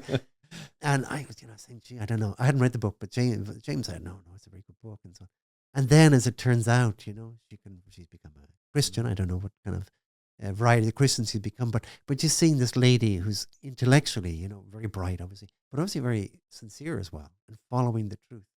And I think it's nice to see that in these books. And she's got another one coming out. And that's not going to be on the 9 o'clock news. No, even though she would have previously been on the 9 o'clock news. Yeah. Unfortunately, I mean, you could say that's one of the great things about podcasts like this. Back, I remember talking to a friend recently. He says, when we were in school, all we had was RT, nothing else. We had nothing, And I thought you might find out about a book somewhere by accident, something. But now, we just have an abundance of riches. It's wonderful what we have. So, and part anyway with Position Papers, I'm trying to, at least from the book's point of view, might do a little podcast review at some point. But from the book's point of view, trying to present people. Normally, we review books that are worth reading. We do the odd one that we say, don't read this. Yeah. But for the most part, we were saying, look, this great author. And so if somebody wants to get access, so here's what I find really effective about Position Papers. First of all, it's coming from topical issues that are relevant today, and it's not from an insecure perspective. Oh, we must defend the faith. It's like the faith will defend itself. Truth will out, and this is the truth. So it's not from an insecure perspective. It's very much from a reasoned perspective. Let's just stay calm down, everybody. This is going to blow over. These headers are. You're not saying language like that, but this is basically going to blow over. Here's the truth. This is it laid out. Here are the flaws in the arguments from the opposition, et cetera, et cetera. So it's very calm. It's very reasonable. We don't have to get excited about it. And it's able to go into topics in more depth than, say, an article would in the Irish Catholic. I used to read the Curious Diary. I found it great. It's just more in depth, and it's sounder, for want of a better way of putting it. Yeah, it's funny because I was on Twitter for a while. And at one point, I just felt I had to get off. Because you just get little snippets, little videos, and I felt my own kind of opinions being heightened and becoming a little bit extreme, just on the basis of little snippets, just hundreds of little snippets, and I kind of felt, the truth in all these things truth is sometimes very complex, and we can be too simplistic. And with a lot of things, we can't. There's only so much we can again read and get into. But I think it's very important that people do, especially Catholics and maybe thinking Catholics, have to get into these things a little bit more in depth. We've covered a lot of books. There's a lot of very good things written about wokeism in general, and we've been doing this. Yeah, I find that really helpful. And it is, and to know. I mean, I suppose I have a personal interest, kind of philosophically, but where does it come from? What are the roots? Where are the roots? Well, that's a good question. I think. And what is wokeism? Like, what is wokeism? Yeah. For anybody who's hearing that for the first time or has heard it before and doesn't understand what it actually means. Yeah. Segue. Wokeism essentially is, well, what we're in, philosophically speaking, we're in a period called postmodernism. And postmodernism is a radical relativism. As we were talking about back in the time of Socrates, truth is whatever you want. And now postmodernism, which comes, I have to blame, unfortunately, the French. Okay, French philosophers. René Descartes, is he? Well, ultimately him, but I'm thinking actually Michel Foucault. Okay, he seems to me the granddaddy of the whole thing. Okay, he's died in 74, 75. Not a stupid person, very intelligent writer. But Foucault is really, kind of like what is very postmodern, and this idea. What's postmodern? What does that mean? So postmodern is this radical relativism that there is no truth. Not only that, but that if somebody comes along with any truth, you have to be suspicious because what they're doing is a power grab. That's the important thing. So one of the things is, so it's not just relativism, full stop. It's relativism and the suspicion, as one writer puts it. People like Foucault, he also says Marx and Freud, and Nietzsche are the masters of suspicion. Anybody coming along with what they call a narrative, like the Catholic narrative, or even a narrative about a country like Ireland, where we come from, or nationalistic narrative, you always have to. In other words, they are up to no good. There's some nasty ulterior motive. Essentially, they're trying to grab power. So it's again relativism, but with this very suspicious kind of undercurrent to it, and it's terrible because then so anybody who stands for something essentially is to be suspected. Suspected. So it makes this very very cynical. Yes, and you see it because not just within Catholicism, it's the whole West. The whole these protests that we had a couple of years ago against anything that came from Western culture. It was all suspect. The whole Black Lives Matter kind of thing. Yeah, exactly. Yeah. So toppling the statues and everything. Not everything was perfect, but there was a lot of very good things. But everything is to be pulled down, and that's essentially postmodernism. And so wokeism is this. It's basically postmodernism, really. Okay, so it's a slang word for postmodernism. Yeah. Essentially, it's a kind of activist postmodernism now gone political. Postmodernism in itself is philosophical, but this is political. Yeah, and this isn't a political podcast, but would you say that our politicians in Ireland, those in power, have become woke or no? Is that too big a question? And you can pass on that if you want. It's funny. I think typically politicians are, they're just thinking of, they have an election coming up. What's going to get us votes? What do the people want? What do they want? Yeah. I think for the most part, that's what they do. And that's not, it is being a little bit cynical. But that's the reality. That's the pragmatic reality of the situation. It's very pragmatic, and the unfortunate, and obviously their all their advisors are saying, if you say this, that is political suicide. If you go there, if you espouse that thing, that's political suicide. Now, okay, so that's what they do. Yeah, and so there's no compass. Well, the truth is not the compass. They may know, in their sort of souls. I think like some of them, coming from a very pro-life background even, and having made very pro-life statements, and then clearly they're told at some point, if you go pro-life, that's the end of your career. And they say, well, it doesn't mean that much to me that I'm going to end my career on the basis of this. So it's essentially, I think that they're not they don't really stand for anything. And is the problem. What assessment would you, and I would agree with you, what assessment would you make of the results of the last referendum? Yeah, well, that's a great topic. Because I was thrilled.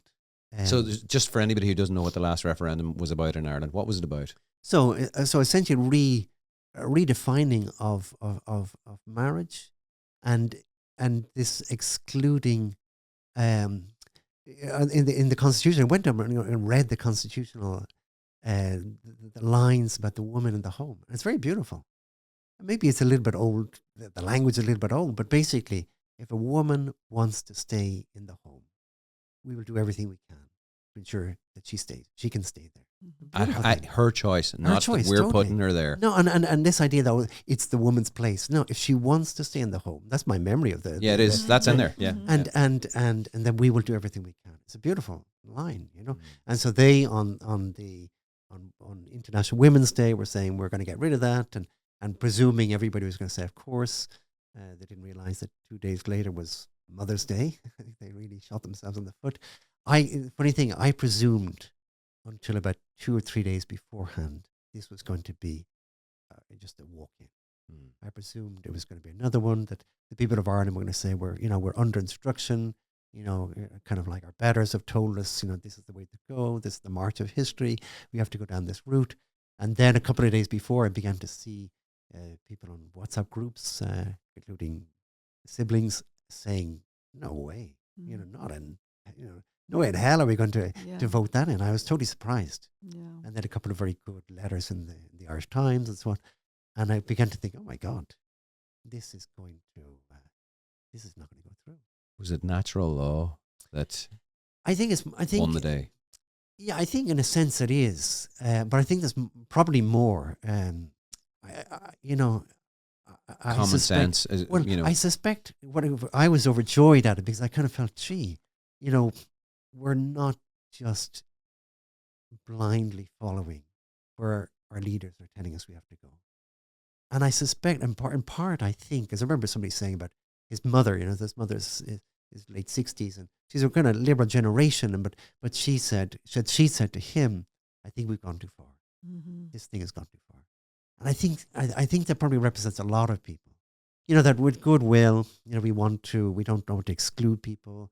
We don't want to be homophobic or transphobic. All these things, where they're got a good heart, not necessarily a good mind, but Yeah, it's coming from a good place. It's from a good motivation. And part of our Catholic inheritance, that we would think like that. Very, very merciful, Mary, very, very, very considerate, but unfortunately not with a good mind. Without thinking the thing through. Yeah, without good principles, and without people, and this is the problem here, of course, without speakers and without people and public intellectuals who were able to make these points. Now, luckily we did actually, for the last referendum, we did have public intellectuals who were making these points very well. And Maria Steen was brilliant. Yeah, for example, people like her. But she was brilliant in the abortion referendum, and abortion got through at a landslide as well. But I think people were just sick of it. I think this is the thing. Yeah. Had this referendum been 10 years ago, I think it would have got through. So I suspect I take a lot of solace from it, because I do think a lot of people are saying, we can see, by their fruits you'll know them. We can see this wokeism. We can see where it's going. We can see this liberal agenda. It's gone too far. We're now in the month of June. Everybody's whispering. You know what I mean? What does that mean? We're not saying openly, oh no, another, rainbow bus, who pays to paint the police cars, rainbow colors and this kind of thing, which is what they do in Dublin anyway. Oh, really? Do they? Yeah. So at least one car, the car is going around as this rainbow colors. And you can't really, when we're singing a podcast, I'll probably be arrested. It's all right. Nobody listens to this. It's okay. Say what you want. But but people do whisper. Yeah. Literally. There's a book about the Soviet Union called The Whispers. Yeah. Precisely because in that society, obviously they didn't speak openly. Mm-hmm. Everything was whispered. And so that's the guy called Orlandus Figes, or The Whispers. Yeah. And the people then, literally, you go in somewhere and people whisper, my God, this is over the top. Yeah, it's a strange phenomenon that we can't say what we actually think. To our siblings in society in general. So we would think that our views would be in accordance with natural law. But we have to be very careful and prudent about saying them in public. But the funny thing is, even if our views were nuts, okay, we should still be free within certain restrictions, but not such restrictions as we have, to voice our opinions. You know what I mean? That's a principle of, Voltaire, Yeah, but it's true. But yeah. it's a principle of a free society. Yeah. That freedom of speech with okay, so there are limits on it, but they're the minimum limits you can apply to free speech should be applied, so that you don't go detraction. You're not spreading slander about people and so on. Okay, fair enough. Yeah. But you're allowed to have a different opinion. But you're allowed, and even if they're nuts, you know what I mean. That when we find ourselves whispering in a society, that is very dangerous. Yeah. It's very dangerous, and that's why the vote was so beautiful. That's why the hate speech thing is so scary, actually. Because if the hate speech thing gets in, then we will be really whispering. Yeah, that's a chilling effect totally. on conversation. Oh, yeah. Like the conversation that we've had today, we wouldn't be able to have because it would be subversive. That's right. You'll be switching off the podcast. Yeah. I mean, that kind of thing I find, and then people, again, people have to know history, not just Catholic history, but know the history of the 20th century. See what were the societies that were, most stamped down on free speech. I just finished a book by a guy called Konstantin Kisin, and they have a podcast called Trigonometry, and he wrote it very, very, he's a comedian, and he's I don't think he's that funny, but he's a good, he's very articulate, and his grandmother was born in a gulag in Russia. Gosh. He's from Russia. And, he's looking at the West from a Russian perspective. And this is where the West wants to go, to this society whereby, you have to be secret. You're not allowed to think or say certain things. And that's what, the communism is. Yeah. That's where we're going. You're not allowed to say or think certain things. It's so true. I mean, and I don't think that's an exaggeration. And people say, "Oh, you're being dramatic." I don't think so. No. I don't think so. I mean, you read the Gulag Archipelago, Solzhenitsyn, a long read. But wow, you say, wow, so many of the things that Solzhenitsyn describes there, they're happening now. They're happening now. And again, especially this idea of, well, first of all, ideology, which is crazy ideas. Yeah. Again, contrary to common sense. And yet, not that, this is one of the scary things, it's not that everybody's supporting it. It's that everybody's afraid of opposing it. That's how it gets in. It doesn't need especially in hate speech laws, it doesn't need a majority support.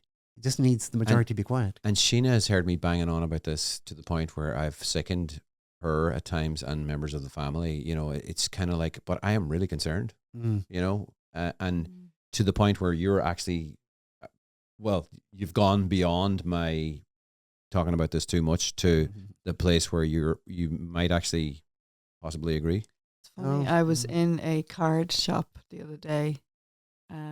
It's exam time here and looking for good luck cards. And there was congratulations on your new furry. On your new furry?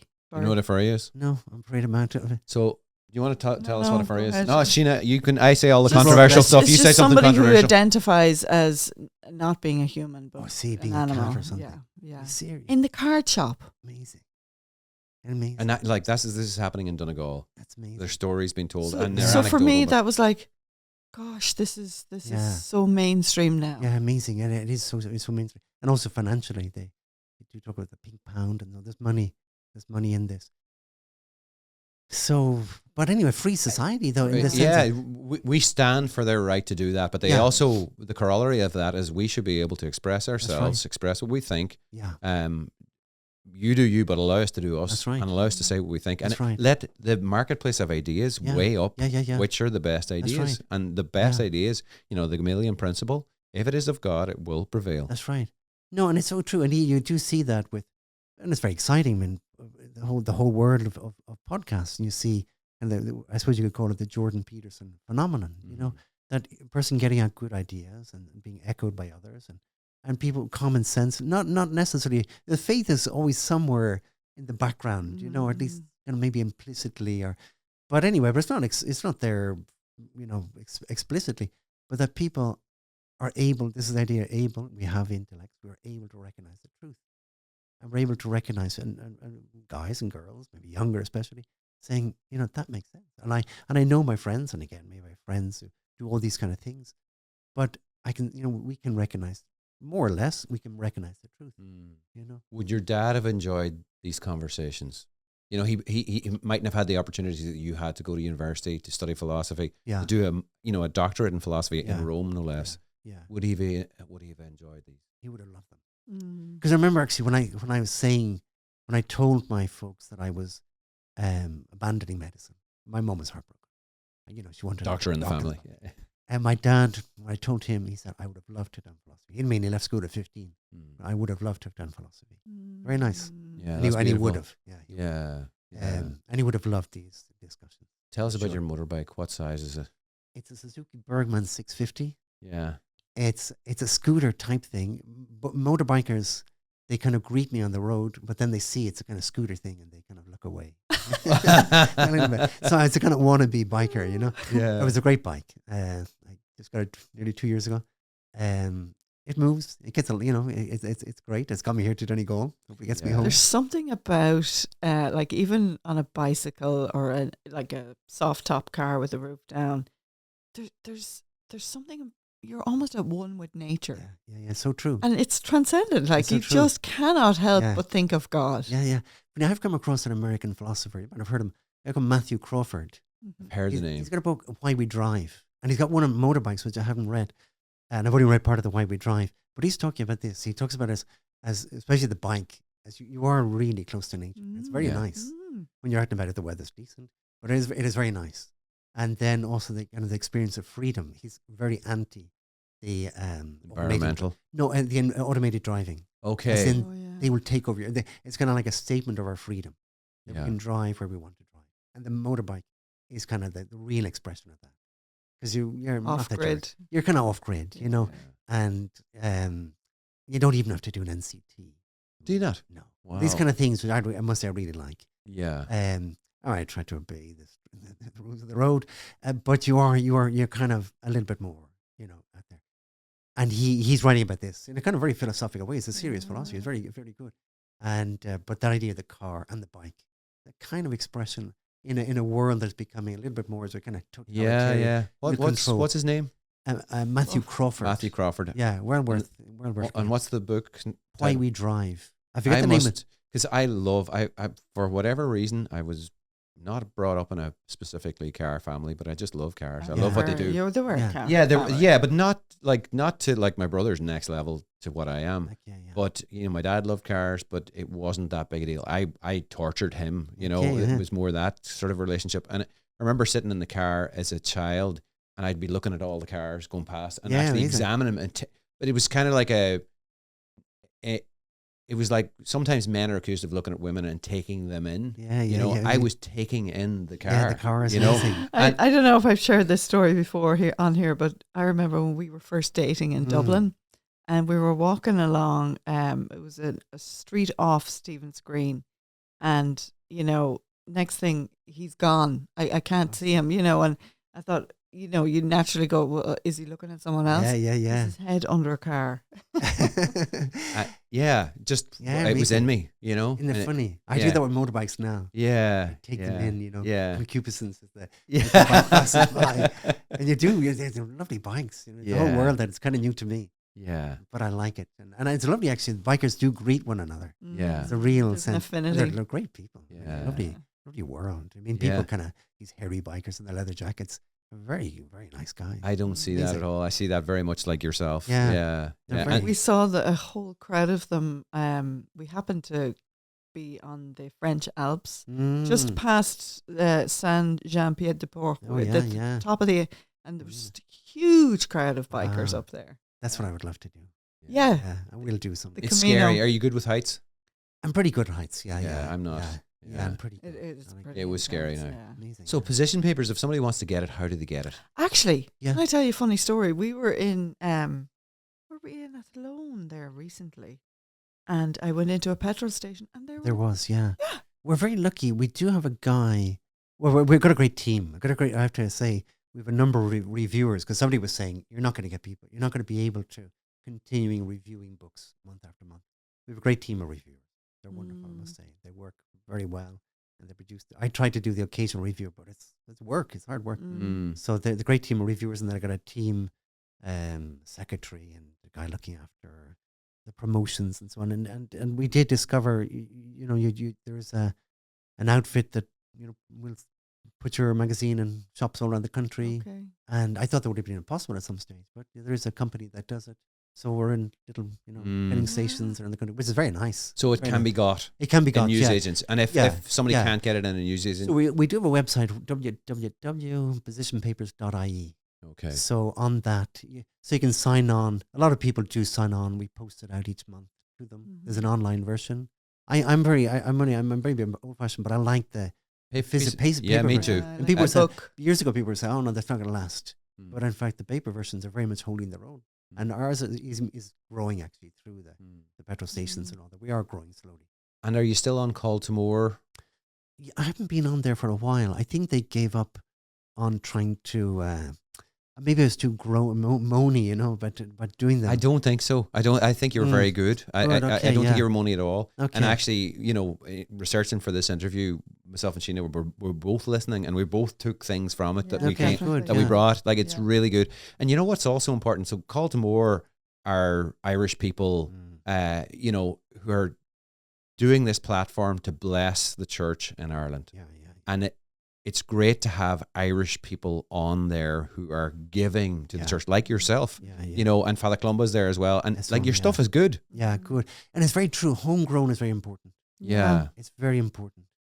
It's funny because it's great. The States is just producing so much good stuff, Mhm. but it's still American. Yeah. Yeah. You know? Yeah. And it's there is that. There was always going to be a difference of, I don't know, humor, of approach, of something. And even just, maybe like me, I UCD in Dublin schools and so on. You can relate just a little bit more easily Yeah. to Even the accent. maybe, yeah. Yeah. Simple as. But I actually think that the Americans are interested in, especially people who would consider themselves to come from an Irish background, whatever that looks like in America, actually want to hear the authentic Irish voice. Yeah, I think so. It's funny because position papers, certainly when we've done anything on the church in Ireland as well, by Irish people, they're very interested. And it gets a lot of, we get it as an echo over there. They do. It's funny because I suppose the Americans are looking at us, scratching their heads. What's happening? They don't want it. They do, like, we didn't want to be France. Now we've ended up like France or worse, and they don't want to be us. Yeah. I don't think they will be us because I'm just back from the States myself, and what I see there is good. Yeah. And they have their problems. Don't get me wrong, Yeah. but they don't know what problems are in comparison to what. Yeah. Like, yeah. it's too late for Ireland, in my view. It's Never too late. no. What I mean by that is we had an opportunity. So I started working full time for Net 13 years ago, whatever it is, and you could see that there was a strong enough base still remaining that if we worked with that base, we could have done something positive. Now it's people who are self-sustaining, who have found their be it Opus Dei, be it Home of the Mother, be it or Net or whatever it is, that they're gathering around communities of faith that are self-sustaining and carrying them into the future. And if they're not part of that community, they're closely or relatively closely associated with that.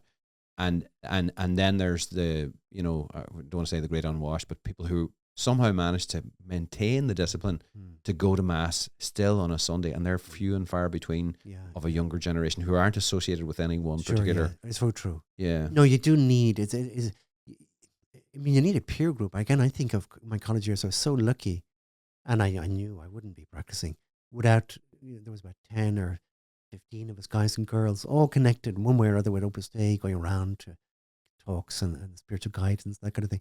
But we were supporting each other. Not that it was a little bubble, not that we only mixed amongst ourselves. And you weren't afraid of the world. No, it's funny. Not at all. And I enjoyed college to no end. So we weren't hiding away in a little kind of hutch, not at all. And we were very much involved in the pro-life life of UCD and so on at that time. And it was great fun. And we had, lots of friends there. So, but without that support group, you would think, God, my faith is just weird or something. With other peer, young people especially need peers. You do need peers. We all do. We all do. Yeah. We all do. Yeah. And Yeah.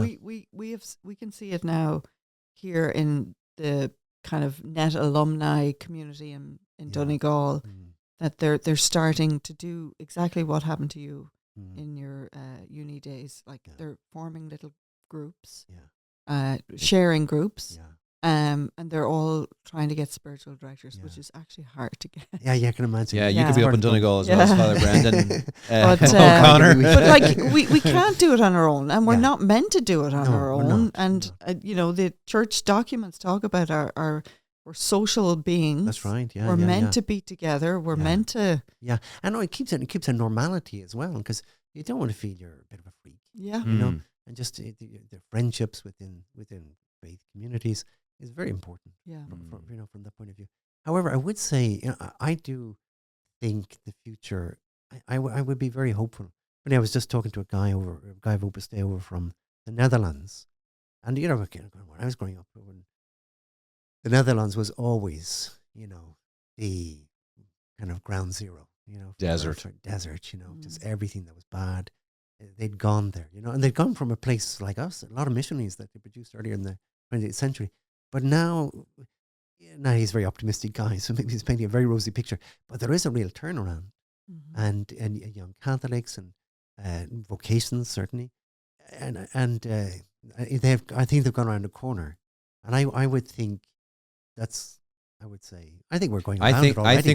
I think we've Yeah. long passed since the corner. I think we're on our way up. Yeah, It's a small up, but Yeah. it's relatively like if we compare it to the Christendom mentality which we did have yeah, in the past of the That's right. 1980s, like it's small, yeah, but we probably have the same number of really strong convicted Catholics as we always did. yeah. Just everybody else is gone.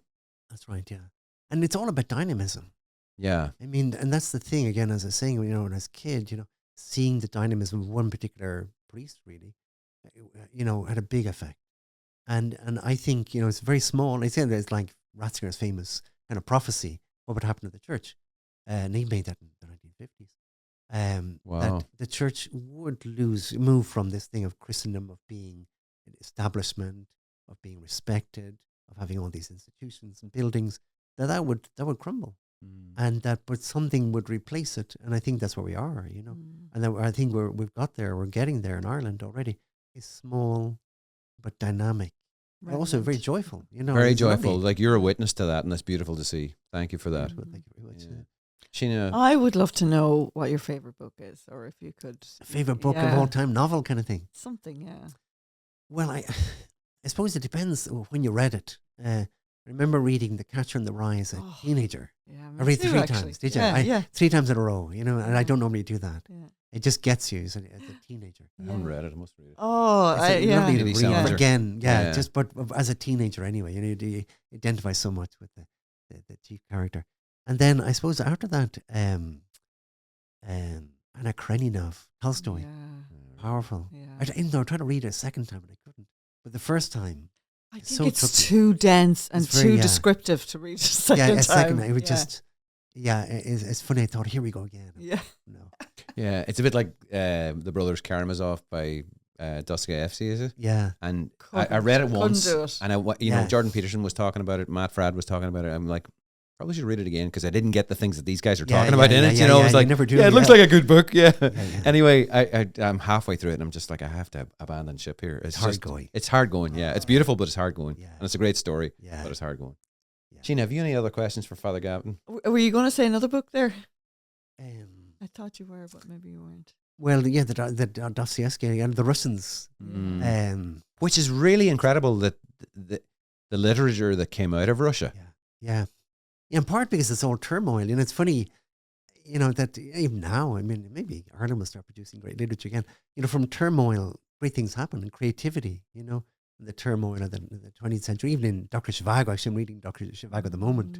That's the turmoil of the 20th century in Russia, So maybe it gets creative juices going, that... Yeah. the Well, there's a Russians lot have to write about. There's a Yeah, lot, well, that's you true. know. That's true. And, we do love to read about Yeah, the human heart and what's that's happening. right. And Dramatic yeah. circumstances. Yeah. Yeah, so it's the Russians, really, Yeah. for me, Any more questions, Sheena? yeah.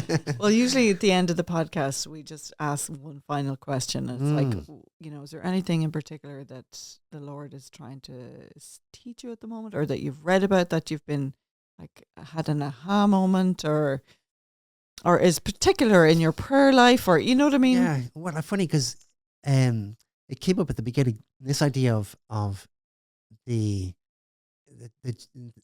the joy of the Christian life, and that because even coming over here, I mean, driving over, and I came over the hill, and maybe I came a little back road, but just seeing the beautiful scenery, and the rain had stopped for a while, and the sun was out. I was kind of thinking, it's very beautiful. This world is very beautiful, and that we anyway. I don't know what I'm trying to say, but then creation and living is wonderful, and then life in itself is wonderful, and then add to that faith and the knowledge of how God loves us and all these things. It's a great life, and so we should be very, very happy people, with our battles and everything. That is kind of a little bit, the word exuberance is actually on my mind, funny enough. I was thinking that word, exuberance, And it looks to me like you're having a lot of fun. I am. Yeah, I am. But the bike is helping. Everybody go and buy a bike. That's right. What would you say, Sheena?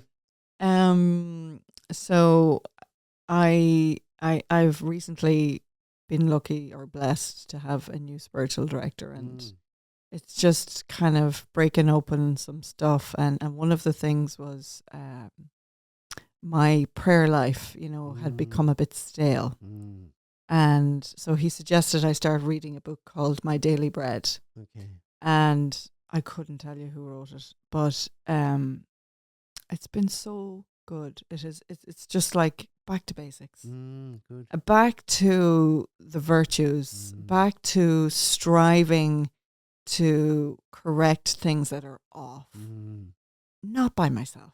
But by asking for grace. And one of the things that I just read this morning, and and it's kind of leading up, because and I'm journeying a little bit with it, and I'm like, total St. Paul, like, why can't I just do the thing? And every morning I make a resolution, right, today I'm not going to do this thing. And and then by bedtime I'm like, and beating myself up about it. But today the reading was so beautiful, and it talked about exactly that. It actually said that every day you wake up and you say this, and it's because you're weak. And until we actually recognize that actually we are weak without God. We are ex nihilo. We're nothing without God. Nothing. And it's great to take the time to pray in the morning, and that's when I'm so yes, I'm going to do this. But do I actually think of God throughout the day? Do I call on those graces throughout the day when I'm doing that thing that I don't want to be doing? So that's been a bit of a revelation for me. It's like it has to be consistent. My eyes have to be consistently on the Lord, in my daily tasks, and to call on those graces, to ask Him for help. So Prayer we'll watch everything. this space. Good, no, just it's so true though. Prayer is everything. There's no doubt about it. It's funny, I like my own company and I like to pray. And I'm a bit of an introvert, so me spending time on my own is not a bother for me. What the Lord is saying to me at the minute is you need to pay more attention in prayer. So if I'm giving Him that time, I need to actually be actively praying. And that doesn't mean, say, interceding. That means either if I'm not interceding, I'm actively meditating or actively listening rather than actively doing nothing or, passively just sitting there, being present. And that's prayer in itself, physically being present. But I need to do more than that. I need to be more concentrated with the time and actually listen to Him and listen more intently. And that's exactly where this changing of my prayer routine came from. Was like, actually there's no dialogue. It was just, okay, I'm going to do this thing, going to read the daily readings, and that, which is good. But it there wasn't a conversation. It's funny. I think that's a key moment in our prayer, where we discover prayer as a dialogue, because we, and as you say, vocal prayers and prayers that are written down for you, very important and great, but dialogue is where it really comes alive. Well, it fills that God. God's space hole. So, Father, I'm going to ask you a question. Does it work through the internet if you give a blessing to us and those who watch this or listen to this? Must do. That's what they do on Easter and Christmas. The famous line when the Pope is there on the balcony, and those who are following this on television, live though, actually live. Yeah. I Well, this don't know. this isn't going to be live, Yeah. but will Well, the we can- blessing There has count? to be a grace. Well, but certainly we can be praying for them. That's a theological question which beats me, but certainly we pray for one another. I don't think the God that we know, would deny someone a blessing if, you know, you're a priest who's consecrated to him. I don't think God would deny somebody a blessing. Sure, yeah. But I'm not theologically trained, Yeah. so we'll come back to that. Would you give us a blessing? And to Sure. anybody who listens to Yeah, or watches to the end of this Mhm. podcast, like maybe somebody's struggling, you know, whatever, or they're really at a point in their life that they somehow have happened on this, and you know, this is raising more questions than answers, or Sure. giving some answers that Yeah, they've had yeah. questions to. That God will put a seal on that, Yeah. you know, and yeah. really give them the grace to take the Yeah. next step. Good, yeah. Okay, well, let's do that. We'll pray then for ourselves, that God will inspire us, each one in our own work, help us to do His will, follow His lights, and then praying for those who have watched or been watching, watch to the end. Well, anyway, that God is working away in their hearts, inspiring them with seeing things perhaps. But anyway, to have the courage to follow them up, but especially, as Sheena was saying, especially praying, you know, that it is the answer to everything. So praying, even just the most basic prayers to ask God for help. God is listening to all these prayers. So we ask then maybe the Holy Spirit to inspire all those watching and listening to turn to prayer with great confidence. In the name of the Father, and the Son, and the Holy Spirit. Amen. Amen. Amen. Thank Thank you, you. Father Gavin. For a pleasure. It's It's been a what a pleasure. pleasure. I really Well, enjoyed thank this you very much. conversation. Yeah. Don't want it to end. Yeah, yeah.